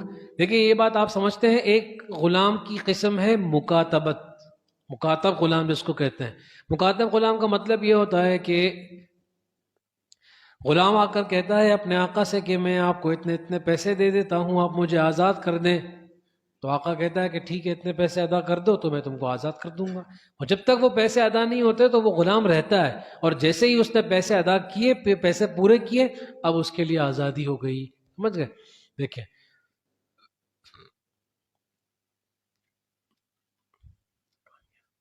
والذین یبتغون الکتاب مما ملکت ایمانکم، اور وہ لوگ جو کتابت کو، مکاتب بننے کو مکاتب بننے کی چاہت رکھتے ہیں تمہارے غلاموں میں سے، فکاتبوہم، تو ان کو مکاتب بنا دو، ان کے ساتھ یہ خیر کا معاملہ کر دو، ان کو مکاتب بنا دو، ان علمتم فیہم خیرا، بشرطے کہ تم ان میں خیر دیکھو بھی۔ اب اس میں دو مطلب ہے، ایک مطلب تو یہ ہے کہ وہ شخص کہہ رہا ہے کہ میں آپ کو $5000 دے دیتا ہوں، آپ مجھے آزاد کر دیں، اور شکل سے لگ رہا ہے کہ یہ جو ہے نا 5000 روپیے بھی نہیں دے سکتا ہے، تو پھر فائدہ نہیں ہے اس کو آزاد کرنے کا نا۔ اگر تم اس میں خیر دیکھو، یعنی اتنی صلاحیت دیکھو اس میں کہ ہاں یہ جتنے پیسے بول رہا ہے اتنے دے بھی سکتا ہے، تو اس کو مکاتب بنا دو۔ اور یا پھر یہ ہے کہ وہ ہے چھٹا بدماش، تم نے اس کو مکاتب بنا دیا، ابھی تو تمہاری ماتحتی میں ہے تو 5 برے کام سے بچا ہوا ہے، اور جب یہ آزاد ہو جائے گا تو پھر یہ سارے عالم میں اپنا ڈنڈوڑا پھیٹے گا بدماشی کا، تو پھر اس کو تو مکاتب مت بنانا اگر تم اس میں خیر کو نہ دیکھو تو۔ وَآتُوهُم مِّن مَّالِ اللَّهِ الَّذِي آتَاكُمْ، اور دو ان کو اللہ کے، ہاں ایک تو حکم یہ ہو گیا کہ ان کو مکاتب بنا دو، اور جس آقا کا یہ مکاتب بنا ہوا ہے، اب دوسرے لوگوں کو یہ حکم ہے کہ پھر تم اپنے اس بھائی کو اس کے ساتھ تعاون کرو، اس کو کچھ پیسے دو تاکہ یہ اپنے آقا کو پیسے دے کر آزاد ہو جائے۔ دو الگ الگ حکم ہیں، سمجھ گئے آپ لوگ بات؟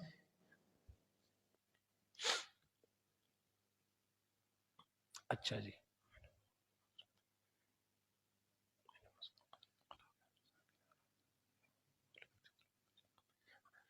یا آپ پڑھتے نا زکوٰۃ کے جو 10 جو زکوٰۃ کے منفق ہیں، یعنی جن پر زکوٰۃ خرچ کرنی چاہیے، ان میں سے ایک آتا ہے اور پھر رقابی، رقاب کے معنی گردن کو آزاد کرانا، گردن آزاد کرانا مطلب غلام کو آزاد کرانا، آئی سمجھ میں؟ یہ زکوٰۃ دینے کا۔ چلو، وَآتُوهُم مِّن مَّالِ اللَّهِ الَّذِي آتَاكُمْ، اور ان لوگوں کو وہ مال دو جو تم کو اللہ نے دیا ہے، ان کو زکوٰۃ دے دو، عام دے دو۔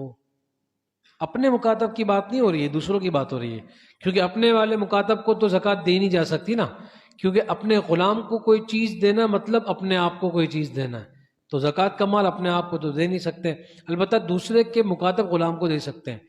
وَلَا تُكْرِهُوا فَتَيَاتِكُمْ عَلَى الْبِغَاءِ، ہاں اور مجبور نہ کرو فتياتكم اپنی باندیوں کو، علی البغاء زنا کرنے پر، ان اردنا تحسنا اگر وہ پاک دامنی کا تقاضا کرتی ہوں، اگر وہ پاک دامن رہنا چاہتی ہیں تو پھر ان کو، تو اس کا کیا مطلب، اگر وہ پاک دامن رہنا نہ چاہیں تو ان کو چھوڑ دو، ان کو اجازت دے دو؟ نا نا نا نا۔ حضرت انور شاہ کشمیری صاحب رحمۃ اللہ علیہ نے اس آیت کی بہترین تفسیر کی، فرمایا یہاں عار دلانے کے لیے فرمایا جا رہا ہے۔ عار کیا مطلب؟ یعنی ایک عورت جو زنا کا تقاضا کر رہی ہے، تمہاری باندی، اس کو تو تم بھی سمجھتے ہو کہ چھوڑنا نہیں چاہیے، اب جو عورت اپنی پاک دامنی کو رکھنا چاہتی ہے اس کو تم کیسے مجبور کر سکتے ہو؟ کچھ تو شرم کرو۔ سمجھ آئی؟ آئی سمجھ آ رہی ہے جی؟ نہیں آ رہی؟ یہاں عار دلائی جا رہی ہے، عار اس طور پر دلائی جا رہی ہے، اگر ایک عورت اپنی پاک دامنی کو نہیں چاہتی، وہ چاہتی ہے کہ میں زنا کر لوں جا کر معاذ اللہ، اس کو تو تم روکو گے ہی، اس کو تو روکنا ہی ہے، یہ تو کوئی بتانے والی بات ہی نہیں ہے نا، یہ تو کوئی بتانے والی بات نہیں ہے، لیکن اس سے بدترین عمل یہ ہے، ایک عورت خود کو پاک دامن رکھنا چاہتی ہے اور تم اس کو جا کر بولو کہ زنا کر کے مجھے پیسے لا کر دو. یہ تو اور زیادہ بے شرمی کی بات ہے. سمجھ میں آ رہی ہے؟ یہاں پر یہ بتایا جا رہا ہے. تو یہ جو شرط لگائی جا رہی ہے نا، یہ شرط کوئی احترازی شرط نہیں ہے. اگر ایسا ہو تو یوں کر لینا، اور اگر ایسا نہ ہو تو پھر تمہاری مرضی. ایسا نہیں ہو رہا. یہ عار دلانے کے لیے شرط لگائی جا رہی ہے. یعنی اگر وہ پاک دامی رکھنا چاہتی ہیں اور پھر تم ان کو بولو گے کہ زنا کرو، یہ تو بڑی بے شرمی کی بات ہے. آئی سمجھ؟ چلے. لِتَبْتَغُوا عَرَضَ الْحَيَاةِ الدُّنْيَا، تاکہ تم کچھ حاصل کر لو دنیاوی فائدہ. وَمَن يُكْرِهُنَّ فَإِنَّ اللَّهَ مِن بَعْدِ إِكْرَاهِهِنَّ غَفُورٌ رَحِيمٌ. اور جن کو مجبور، اور جو شخص ان کو مجبور کرے گا تو بے شک اللہ تعالیٰ ان کی اس بے بسی کے بعد خوب بخشنے والے ہیں اور مہربان ذات ہیں. وَلَقَدْ أَنزَلْنَا إِلَيْكُمْ آيَاتٍ مُبَيِّنَاتٍ، اور تحقیق فائدہ جمیع احکام و قوانین، جتنے بھی آپ کو پیچھے قوانین بیان کیے ہیں ان کا فائدہ کیا ہوگا، فائدہ سنیے.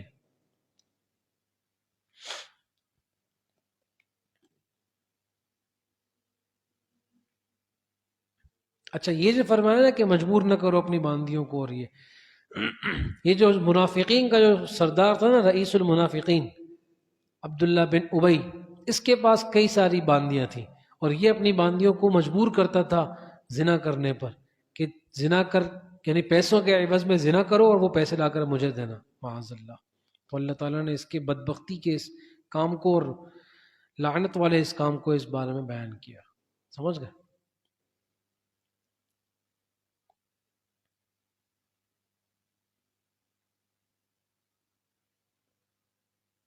وَلَقَدْ أَنزَلْنَا إِلَيْكُمْ آيَاتٍ مُبَيِّنَاتٍ، اور تحقیق ہم نے نازل کر دیے تم لوگوں پر ہماری واضح احکام کی آیتوں کو. سمجھ گئے؟ سارے احکام بیان کر دیے. وَمَثَلًا، اور ایک عجیب مثال، حضرت عائشہ رضی اللہ عنہ کا پورا قصہ آپ کو تفصیل سے بیان کیا ان کی برات کا. مِنَ الَّذِينَ خَلَوْا مِن قَبْلِكُمْ، ان لوگوں کا جو گزر چکے ہیں تم سے پہلے. ٹھیک ہے. وَمَوْعِظَةً لِّلْمُتَّقِينَ، اور نصیحت کی باتیں للمتقین، پرہیزگاروں کے لیے. اچھا، پچھلی صورتوں میں، پچھلے 15 پارے میں حضرت یوسف علیہ السلام کو بھی قصہ آیا جن پر تہمت لگی تھی زنا کی. حضرت مریم علیہ السلام کا بھی قصہ آیا، ان پر بھی تہمت لگائی گئی تھی. اور اس صورت میں حضرت عائشہ رضی اللہ عنہ کا بھی قصہ آ گیا. یہ سارے قصے، سارے واقعات ہم نے آپ کو کھل کر واضح طور پر ٹھیک ٹھیک بیان کر دیے ہیں کہ یہ سب پاک دامن لوگ تھے. اب آگے دیکھیے، اللہ نور السماوات والارض.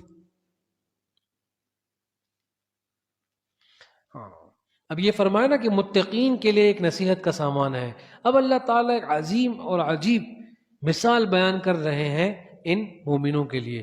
اللہ نور السماوات والارض، اللہ تو اس آسمانوں اور زمین کے نور ہیں. آسمان و زمین میں جتنا بھی خیر کا جو نور ہے، نور ہدایت جتنا بھی ہے، وہ سب اللہ کی طرف لے کر جاتا ہے. مثل نورہ، اللہ کے نور کی مثال اس طرح ہے، کمشکات فیہا مصباح، جیسا کہ ایک تاقچہ ہو، ایک تاقچہ ہو، فیہا مصباح، پھر اس تاقچے کے اندر ایک چراغ ہو. المصباح فی زجاجہ، اور وہ چراغ ایک قندیل میں ہو. الزجاجۃ کأنہا کوکب، اور وہ قندیل اس طرح ہو جیسا کہ ایک چمکتا ہوا تارا. یوقد من شجرۃ مبارکۃ زیتونۃ، جلایا گیا ہو اس کس کو؟ قندیل کو، اس چراغ کو روشن کیا گیا ہو ایسے مبارک درخت سے، یعنی اس درخت کے تیل سے. جو کون سا درخت ہے؟ زیتونتن، جو زیتون کا درخت ہے. جیسے اس دن کل بھی بات آئی تھی نا، زیتون کا درخت. لا شرقیت ولا غربیت، جو نہ مشرقی جانب ہے نہ مغربی جانب. ایک کھلے میدان میں اللہ تعالیٰ اس کی شفافیت کو بیان کر رہے ہیں.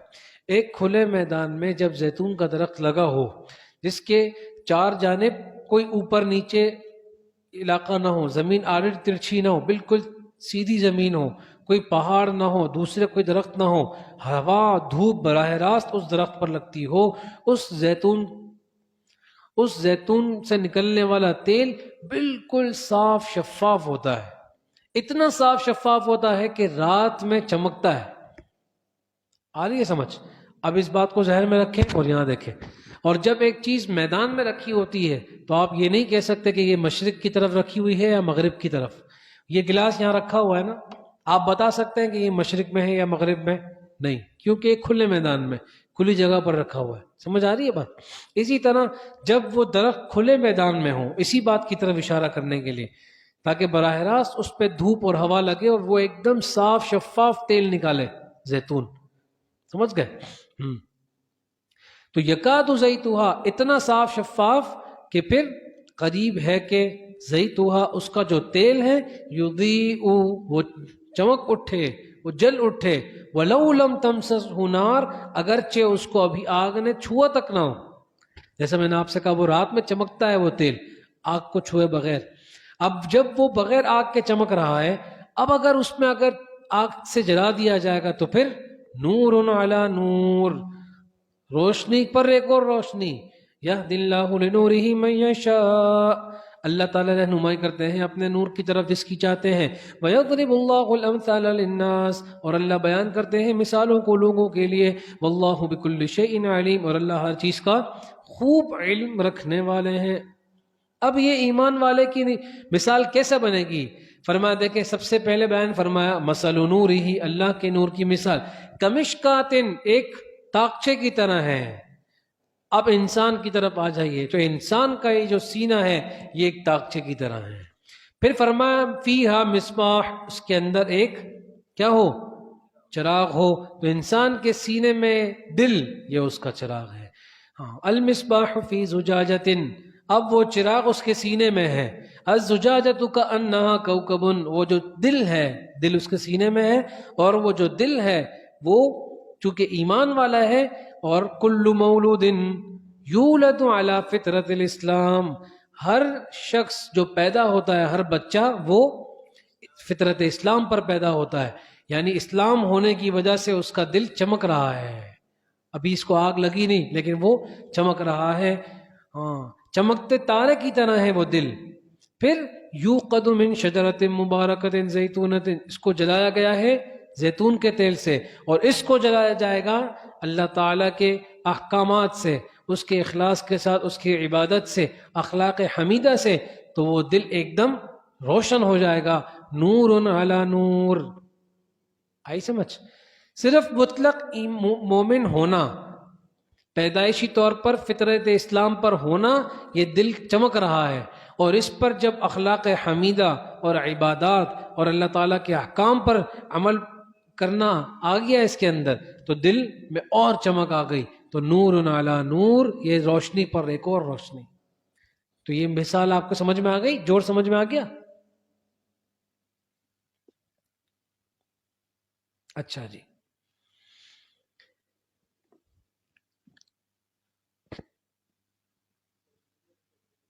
ایک شخص آیا حضرت امام ابو حنیفہ رحمۃ اللہ علیہ کے پاس، کلاس لگی ہوئی تھی اور امام اعظم ابو حنیفہ رحمۃ اللہ علیہ سبق پڑھا رہے تھے.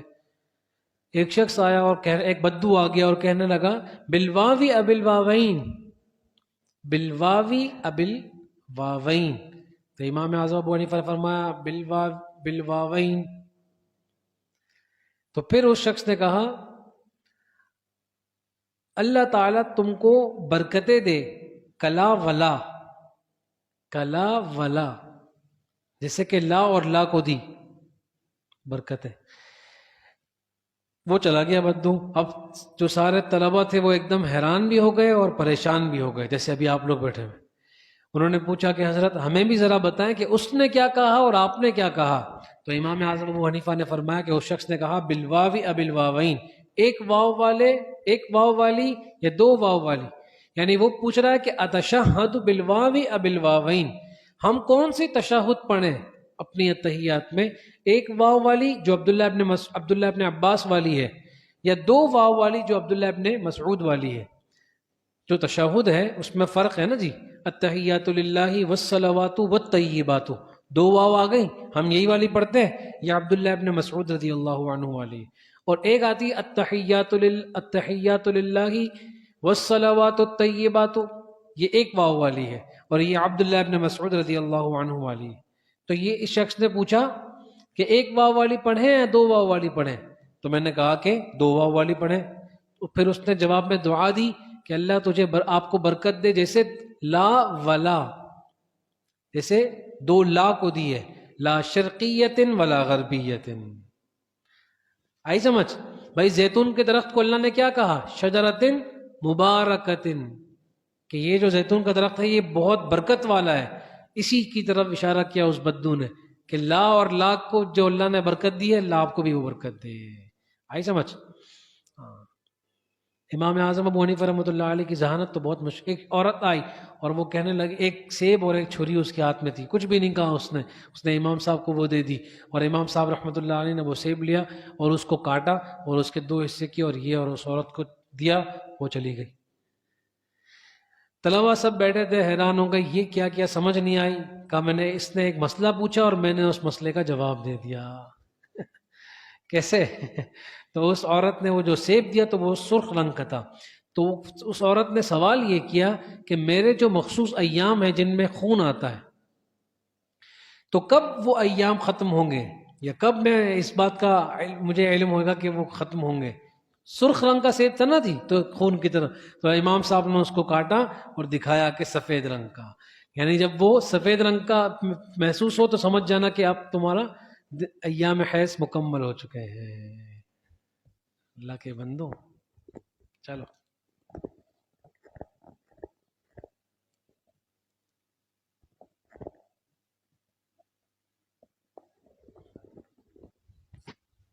چلیں آگے چلیں. قصے سنائیں گے تو پھر ہم یہ قصے ہی سناتے رہیں گے. آگے چلیں، ٹائم نہیں ہے. اچھا جی، فی بیوت ندین اللہ ان ترفع ویذکر فیہا اسمہ. دلیل نقلی، جن گھروں کے بارے میں اللہ نے یہ حکم دیا ہے کہ بلند کیے جائیں اور لیا جائے ان میں اللہ کا نام، اس میں اللہ کا نام بلند کیا جائے اور اللہ کا ذکر کیا جائے. یسبح له فیہا بالغدو والآصال، تو پاکی بیان کرتے ہیں ان کی ان گھروں میں جو صبح اور شام تسبیح بیان کرتے ہیں. رجال، ایسے مرد، لا تلہیہم تجارت، پہلے آپ کو ہدایت کی تمثیل پیش کی نا کہ رہنمائی اور ہدایت کی مثال یہ ہے ایک تاغچے کی طرح، پوری بات سمجھائی. پھر فرمایا جو اہل ہدایت ہوتے ہیں ان کی صفت بھی سن لو، وہ کیسے ہوتے ہیں.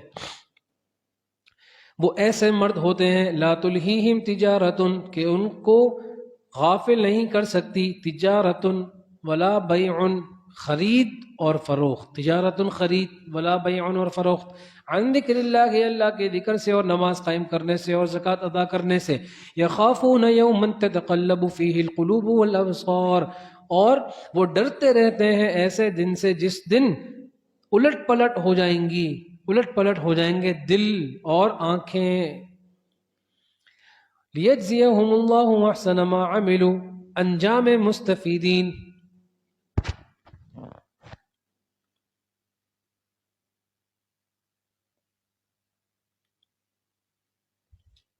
انجام مستفیدین، ہاں، تاکہ اللہ تعالیٰ ان لوگوں کو بدلہ دے اس اچھے عمل کا جو انہوں نے کیا. وَيَزِيدَهُم مِّن فَضْلِهِ، اور زیادہ بڑھا کر دے اپنے فضل سے. ہاں، وَاللَّهُ يَرْزُقُ مَن يَشَاءُ بِغَيْرِ حساب، اور اللہ تعالیٰ تو رزق عطا فرماتے ہیں جس کو چاہتے ہیں بغیر حساب کتاب کے.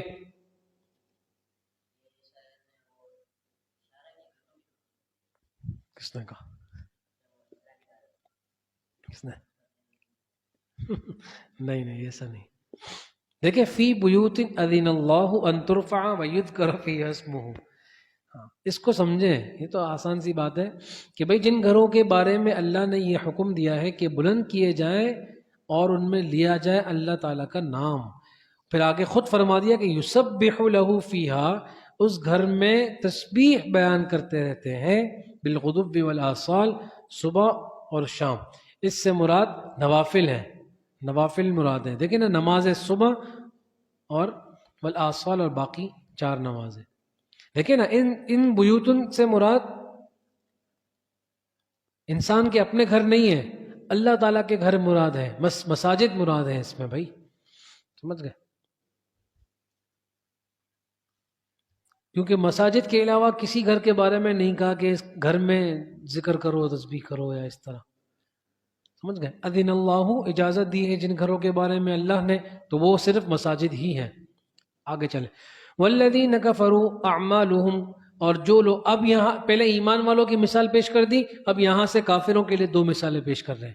والذین کفروا اعمالهم کسراب بقیعۃ، اور وہ لوگ جنہوں نے کفر کیا، اعمالهم، ان کے اعمال کسراب، اس سراب کی طرح ہیں، اس چمکتے ہوئے ریت کی طرح ہیں، بقیعۃ، جو چٹیل میدان میں ہو، یحسبہ الظمآن ماء، پیاسا آدمی اس کو پانی سمجھتا ہے۔ ریگستان میں جب مٹی ہوتی ہے چاروں طرف اور ایک انسان کو پیاس لگی ہوئی ہو تو وہ آگے دور دیکھتا ہے تو اس کو محسوس ہوتا ہے کہ پانی نظر آ رہا ہے، حالانکہ وہ پانی نہیں ہوتا۔ حتی اذا جاءہ، جب وہ اس کے پاس جاتا ہے، لم یجدہ شیئا، تو کچھ بھی نہیں پاتا۔ آئی سمجھ میں؟ تو بالکل اسی طرح کافر بھی یہی کر رہے ہیں۔ کافروں کے لیے بھی چونکہ ایمان شرط قبولیت ہے ہر عبادت، ہر عمل کے لیے، جب ان کے پاس وہ قبولیت کی شرط ہی نہیں ہے تو پھر اگر وہ نیک عمل کر بھی لیں، فقیروں کی، غریبوں کی مدد کر بھی دیں، اور یہ سوچ کر کہ ہمیں اس کا اچھا بدلہ ملے گا، تو یہ صرف سراب کی طرح ہے، دور سے تو دکھ رہا ہے لیکن جب وقت آئے گا اس کا تو دیکھیں گے کہ لم یجدہ شیئا، کچھ بھی نہیں پائیں گے۔ وَوَجَدَ اللَّهَ عِندَهُ فَوَفَّاهُ حِسَابَهُ، ہاں قضاء الہی کو پائیں گے اپنے پاس تو اس نے پورا پورا چکا دیا ہوگا۔ فَوَفَّاهُ حِسَابَهُ، اللہ تعالیٰ پورا پورا چکا دیں گے ان کا حساب۔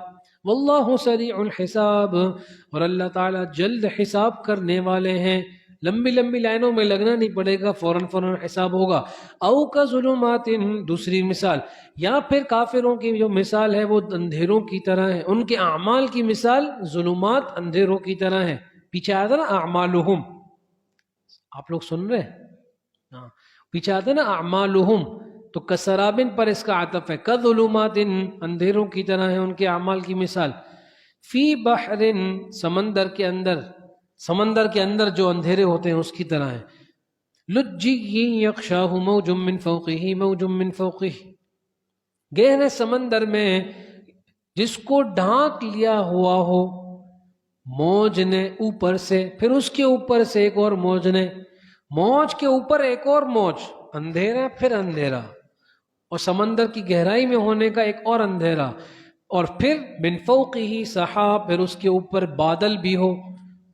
اب روشنی کا ایک واسطہ بچا تھا سورج، لیکن اس کے نیچے بھی ایک بادل حائل ہو گیا۔ ظلمات بعضها فوق بعض، بہت سے اندھیرے ایک دوسرے کے اوپر آ چکے ہیں۔ اب اذا اخرج یدہ، اب اگر وہ جب اپنا ہاتھ نکالے گا بھی نہ دیکھنے کے لیے، لم یکد یراہا، تو اس کو وہ دیکھ نہیں پائے گا۔ ومن یجعل اللہ لہ نورا فما لہ من نور، اور جس کو اللہ نور نہ دے تو اس کے لیے کوئی نور ہو بھی نہیں سکتا۔ سمجھ میں آ گئی آپ کو دونوں مثالیں؟ نہیں آئی؟ اگر آپ کو مثالیں سمجھ میں نہیں آئے تو راتوں کو اٹھو، اللہ سے مانگو، اللہ قرآن سمجھ میں کیوں نہیں آ رہا؟ اب تو سب کو آ رہی ہوں گی نا، آپ کو ہی منع نہیں کرے گا۔ چلے، الم تر ان اللہ، کیا آپ دیکھتے نہیں، دلیل عقلی نمبر 1، کیا آپ دیکھتے نہیں ہیں کہ بے شک اللہ تعالیٰ یسبح لہ، اللہ تعالیٰ کے لیے تسبیح بیان کی کرتے ہیں جو کوئی بھی آسمانوں میں ہو اور زمین میں ہو، والطیر، اور جو پرندے ہیں، صافات، پر پھیلائے ہوئے، وہ بھی اللہ کی تسبیح بیان کرتے ہیں۔ کل قد علم صلاتہ، ہر ایک مخلوق جانتی ہے اپنا عبادت کا طریقہ، وتسبیحہ، اور اپنے تسبیح کا طریقہ، واللہ علیم بما یفعلون، جو یہ لوگ کر رہے ہیں اللہ خوب جانتے ہیں۔ وَلِلَّهِ مُلْكُ السَّمَاوَاتِ وَالْأَرْضِ وَإِلَى اللَّهِ الْمَصِيرُ، اللہ ہی کی حکومت ہے آسمانوں میں اور زمین میں، اور اللہ ہی کی طرف لوٹ کر جانا ہے۔ دیکھیں نا، الی اللہ کو جب پہلے ذکر کیا تو التقدیم ما حقہ التاخیر یفید الحصر، حصر کا فائدہ ہوگا، صرف اللہ ہی ہیں بس یوں۔ الم تر ان اللہ یزجی سحابا، کیا آپ دیکھتے نہیں ہیں کہ بے شک اللہ تعالی، تصرف کے نمونے آپ کو بتا رہے ہیں یہاں پر، کہ بے شک اللہ تعالی ہی چلاتے ہیں بادل کو، ثم یؤلف بینہ، پھر ان کو باہم ملاتے ہیں، بادلوں کو چلاتے ہیں اور چلتے چلتے ایک جگہ پر وہ سب وہاں مل جاتے ہیں. ثم یجعلہ رکاما، پھر ان کو تہ بتہ بنا دیتے ہیں. کبھی آپ کی جہاز میں سیٹ ہو نا کھڑکی والی سیٹ میں آپ بیٹھے ہو، پھر آپ دیکھیں بادلوں کو، پہاڑ کی طرح لگتے ہیں بڑے بڑے بادل، اللہ پاک کی قدرت. فَتَرَى الْوَدْقَ يَخْرُجُ مِنْ خِلَالِهِ، پھر دیکھتے ہو تم کہ اس کے درمیان میں سے بارش کا پانی نکل رہا ہوتا ہے. وَيُنَزِّلُ مِنَ السَّمَاءِ مِنْ جِبَالٍ، اور اللہ تعالیٰ برساتا ہے ان بادلوں سے، یعنی پہاڑوں سے. یہاں پر من جبالن میں بن بیانیہ ہے، یعنی وہ دیکھنے میں بالکل پہاڑ کی طرح لگتے ہیں. دیکھو نا یہاں پر سما کا ترجمہ کیا بادل سے اللہ آسمان کو پانی کو برساتے ہیں. تو آپ کہیں گے بھئی سما تو آسمان کو کہتے ہیں، تو آپ کو جواب پہلے سے آنا چاہیے کیا؟ ہر اوپر چیز کو آسمان کہتے ہیں. پیچھے آ بھی چکا ہے، اس کو نہیں یاد ہے تو وہ پھر خانقاہ میں 1 مہینہ گزارے اس کا دل سا چلے. وَيُنَزِّلُ مِنَ السَّمَاءِ مِنْ جِبَالٍ، اور وہ اللہ آسمان سے برساتے ہیں، بادل سے برساتے ہیں. من جبال یعنی پہاڑ سے برساتے ہیں. تو پہاڑ سے مراد پہاڑ جیسے بادل. فیہا من برد، جو ان میں من برد اولے برساتے ہیں. فیصیب بہ من یشاء، اور پھر وہ اولے گراتے ہیں جس پر چاہتے ہیں. کسی جگہ برف باری ہوتی ہے اور کسی جگہ نہیں ہوتی. وَيَصْرِفُهُ عَمَّن يَشَاءُ، اور پھیر دیتے ہیں ان بادلوں کو جس سے چاہتے ہیں. يَكَادُ سَنَا بَرْقِهِ يَذْهَبُ بِالْأَبْصَارِ، قریب ہے کہ بادل کی بجلی کی جو چمک ہے، يَكَادُ سَنَا بَرْقِهِ، یہ جو بجلی کی چمک ہے نا اس بادل کی جو، وَيَذْهَبُ بِالْأَبْصَارِ، وہ ان کی نگاہوں کو اچک لے. بجلی کی وجہ سے یہ لوگ اندھے ہو جائیں، یہ بھی اللہ پاک کی قدرت میں شامل ہے. یقلب اللہ اللیل والنہار، اللہ تعالیٰ بدلتے رہتے ہیں رات اور دن کو. ان فی ذلک لعبرۃ لأولی الابصار، بے شک اس کے اندر نشانیاں ہیں دیکھنے والوں کے لیے، یعنی عقل مندوں کے لیے. واللہ خلق کل دابۃ مما، اور اللہ تعالیٰ نے تخلیق کیا ہے ہر جاندار کو، کل دابۃ ہر جاندار کو، مما ان پانی سے، نطفے سے اللہ نے ہر جاندار کو پیدا کیا. فَمِنْهُمْ مَن يَمْشِي عَلَى بَطْنِهِ، تو ان جانداروں میں سے یا ان جانوروں میں سے بعض ایسے ہیں جو پیٹ کے بل چلتے ہیں، یعنی سانپ وغیرہ. وَمِنْهُمْ مَن يَمْشِي عَلَى رِجْلَيْنِ، اور بعض ایسے ہیں جو 2 پیر پر چلتے ہیں، انسان وغیرہ. وَمِنْهُمْ مَن يَمْشِي عَلَى أَرْبَعٍ، اور بعض ایسے ہیں جو 4 پاؤں پر چلتے ہیں، گائیں بیل بکری وغیرہ. يَخْلُقُ اللَّهُ مَا يَشَاءُ، اللہ تعالیٰ تخلیق فرماتے ہیں جو چاہتے ہیں. ان اللہ علی کل شیء قدیر، بے شک اللہ تعالیٰ ہر چیز پر قادر ہے. لقد انزلنا آیات مبینات، تحقیق کہ ہم نے نازل کی ہیں بالکل واضح آیتیں. دیکھیں نا بالکل آسان ہے، اب ترجمہ ہی ہے، زیادہ تفصیلات نہیں ہے اس میں.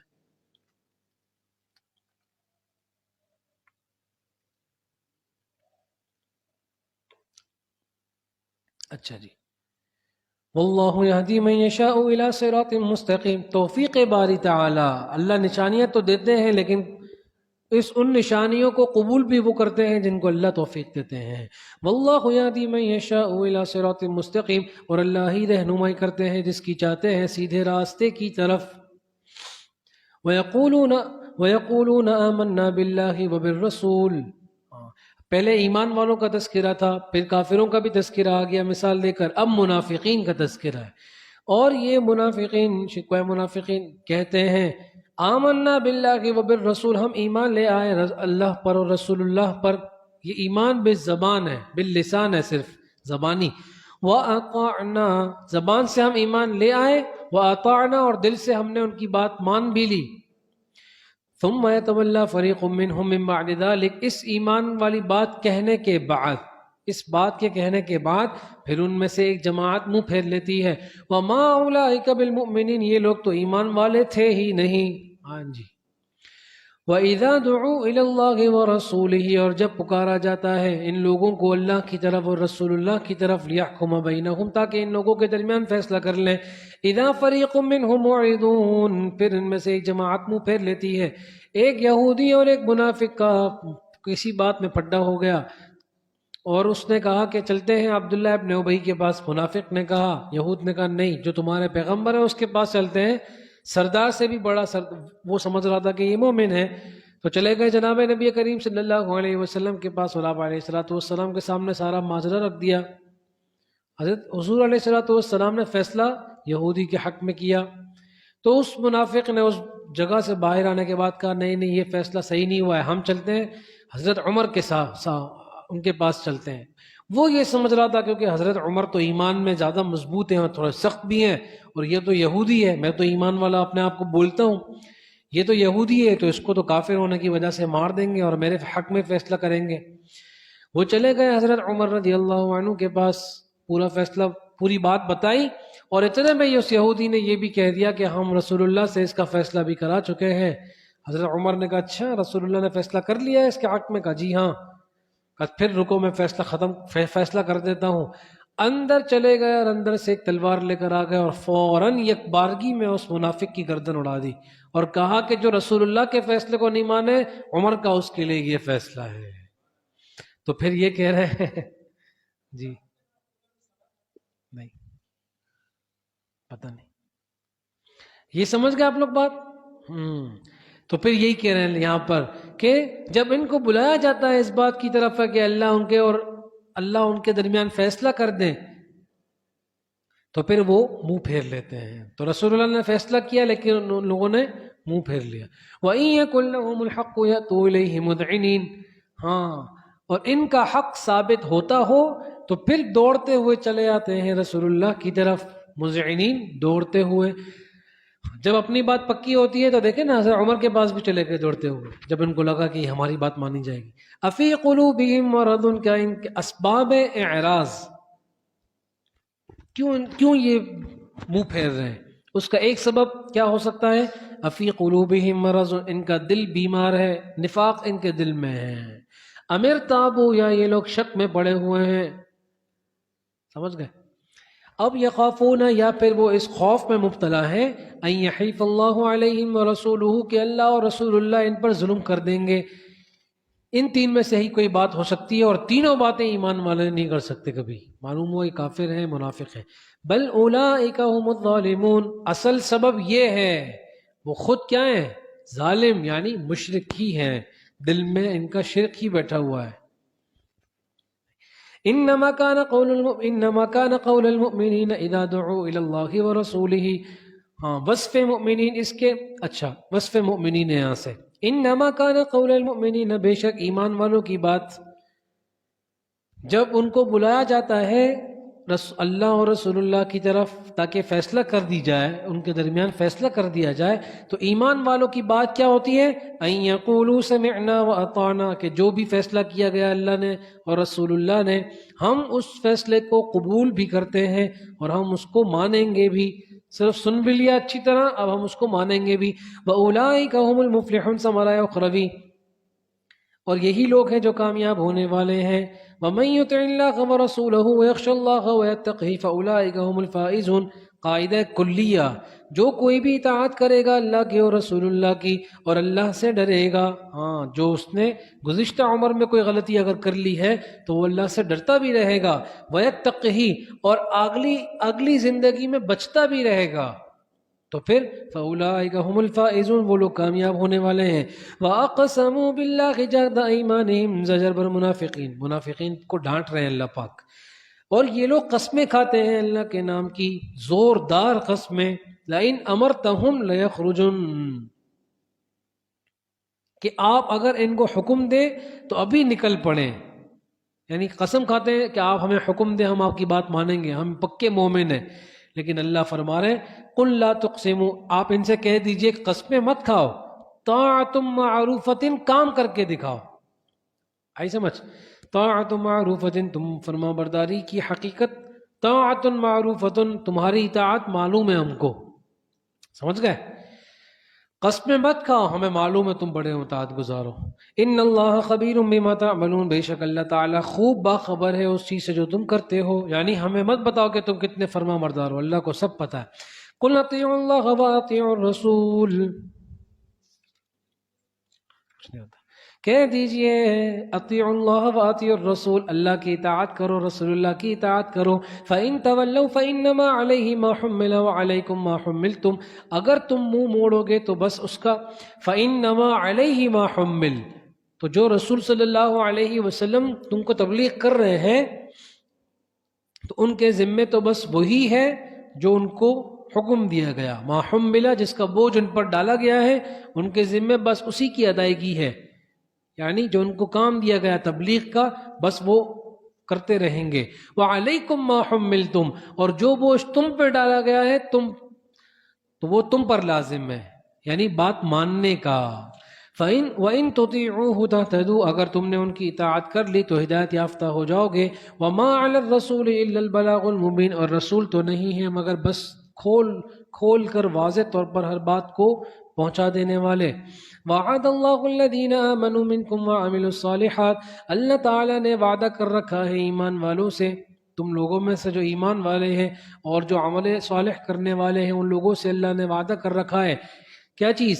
لَيَسْتَخْلِفَنَّهُمْ فِي الْأَرْضِ، کہ حکومت عطا کریں گے ان لوگوں کو زمین میں. كَمَا اسْتَخْلَفَ الَّذِينَ مِنْ قَبْلِهِمْ، جیسا کہ ان لوگوں کو ان سے پہلے لوگوں کو حکومت عطا کی تھی. سمجھ گئے؟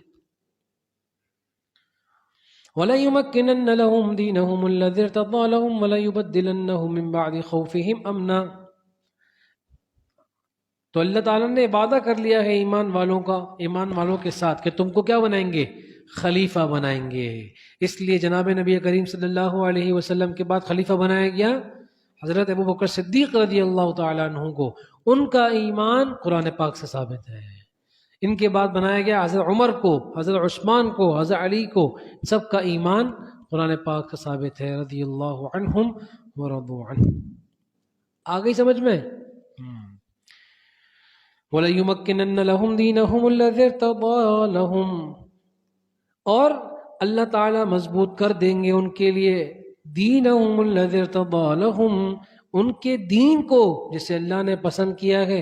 وَلَيُبَدِّلَنَّهُمْ مِن بَعْدِ خَوْفِهِمْ أَمْنًا، وَلَيُبَدِّلَنَّهُمْ مِن بَعْدِ خَوْفِهِمْ أَمْنًا، اور اللہ تعالیٰ ان کے خوف کو بدل دیں گے امن کے ساتھ.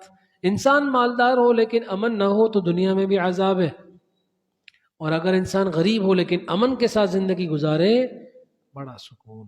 یعبدوننی لا یشرکون بی شیئا، صفات خلفاء کہ میری ہی عبادت کرتے ہیں، لا یشرکون بی شیئا، اور میرے ساتھ کسی کو بھی شریک نہیں ٹھہراتے. ومن کفر بعد ذلک فاولئک هم الفاسقون، بس جو شخص بھی بعید برائے معرضین اور منکرین خلفاء کا انجام، جو ان کو خلیفہ نہیں مانے گا تو پھر اس کا انجام کیا ہوگا. ومن کفر بعد ذلک، اتنی ساری آیاتیں سننے کے بعد بھی جو کوئی بھی انکار کرے گا فاولئک هم الفاسقون، تو وہ بڑا نافرمان ہوگا. واقیموا الصلاۃ وآتوا الزکاۃ واطیعوا الرسول لعلکم ترحمون، نماز کو قائم کیجئے اور زکوٰۃ کو ادا کیجئے اور رسول کی اطاعت کیجئے تاکہ تم پر رحم کیا جائے. لا تحسبن الذین کفروا معجزین فی الارض، انجام کفر. سمجھ گئے؟ اور آپ یہ گمان نہ کریں ان کافروں کے بارے میں کیا معاجزین فی الارض، نہ ہاں کہ وہ ہرانے والے ہیں. معاجزین فی الارض، زمین میں ہرانے والے ہیں اللہ کو. ومأواہم النار، ان کا جو ٹھکانہ ہے تو جہنم کی آگ ہے. ولبئس المصیر، وہ بہت ہی برا ٹھکانہ ہے. سورت تک نہیں پڑھ لے؟ چلیں بس کر لیتے ہیں. وآخر دعوانا الحمدللہ رب العالمین.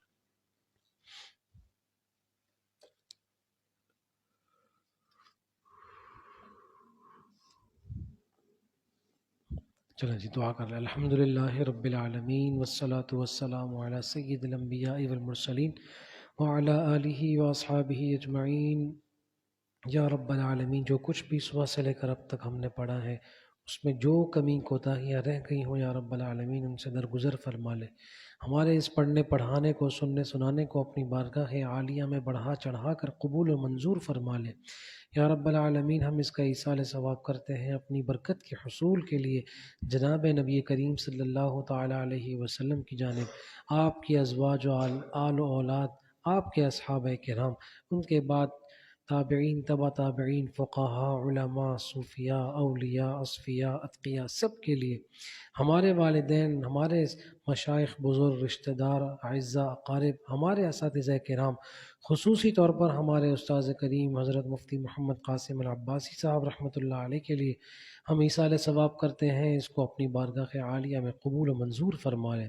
یا رب العالمین جو ہم میں بیمار ہیں، گھروں میں ہیں، ہسپتالوں میں ہیں، انہیں مکمل طور پر صحت کاملہ، دائمہ، مستمرہ، مستقلہ عطا فرما دے۔ جو انتقال کر چکے ہیں، اس دنیا سے رخصت کر چکے ہیں، ان کی بال بال مغفرت فرما دے، ان کے لیے جنت الفردوس میں اعلیٰ سے اعلیٰ مقام عطا فرما دے، اور ان کے آگے کے تمام مراحل و منازل ان کے لیے سہل و آسان فرما دے۔ آمین آمین آمین۔ ان اللہ و ملائکتہ یصلون علی النبی یا ایہا الذین آمنوا صلوا علیہ وسلموا تسلیما۔ اللہم صل علی سیدنا مولانا محمد وعلى آلہ واصحابہ وبارک وسلم وصلی علیہ۔ سبحان ربک رب العزة عما یصفون وسلام علی المرسلین والحمد للہ رب العالمین برحمتک یا ارحم الراحمین۔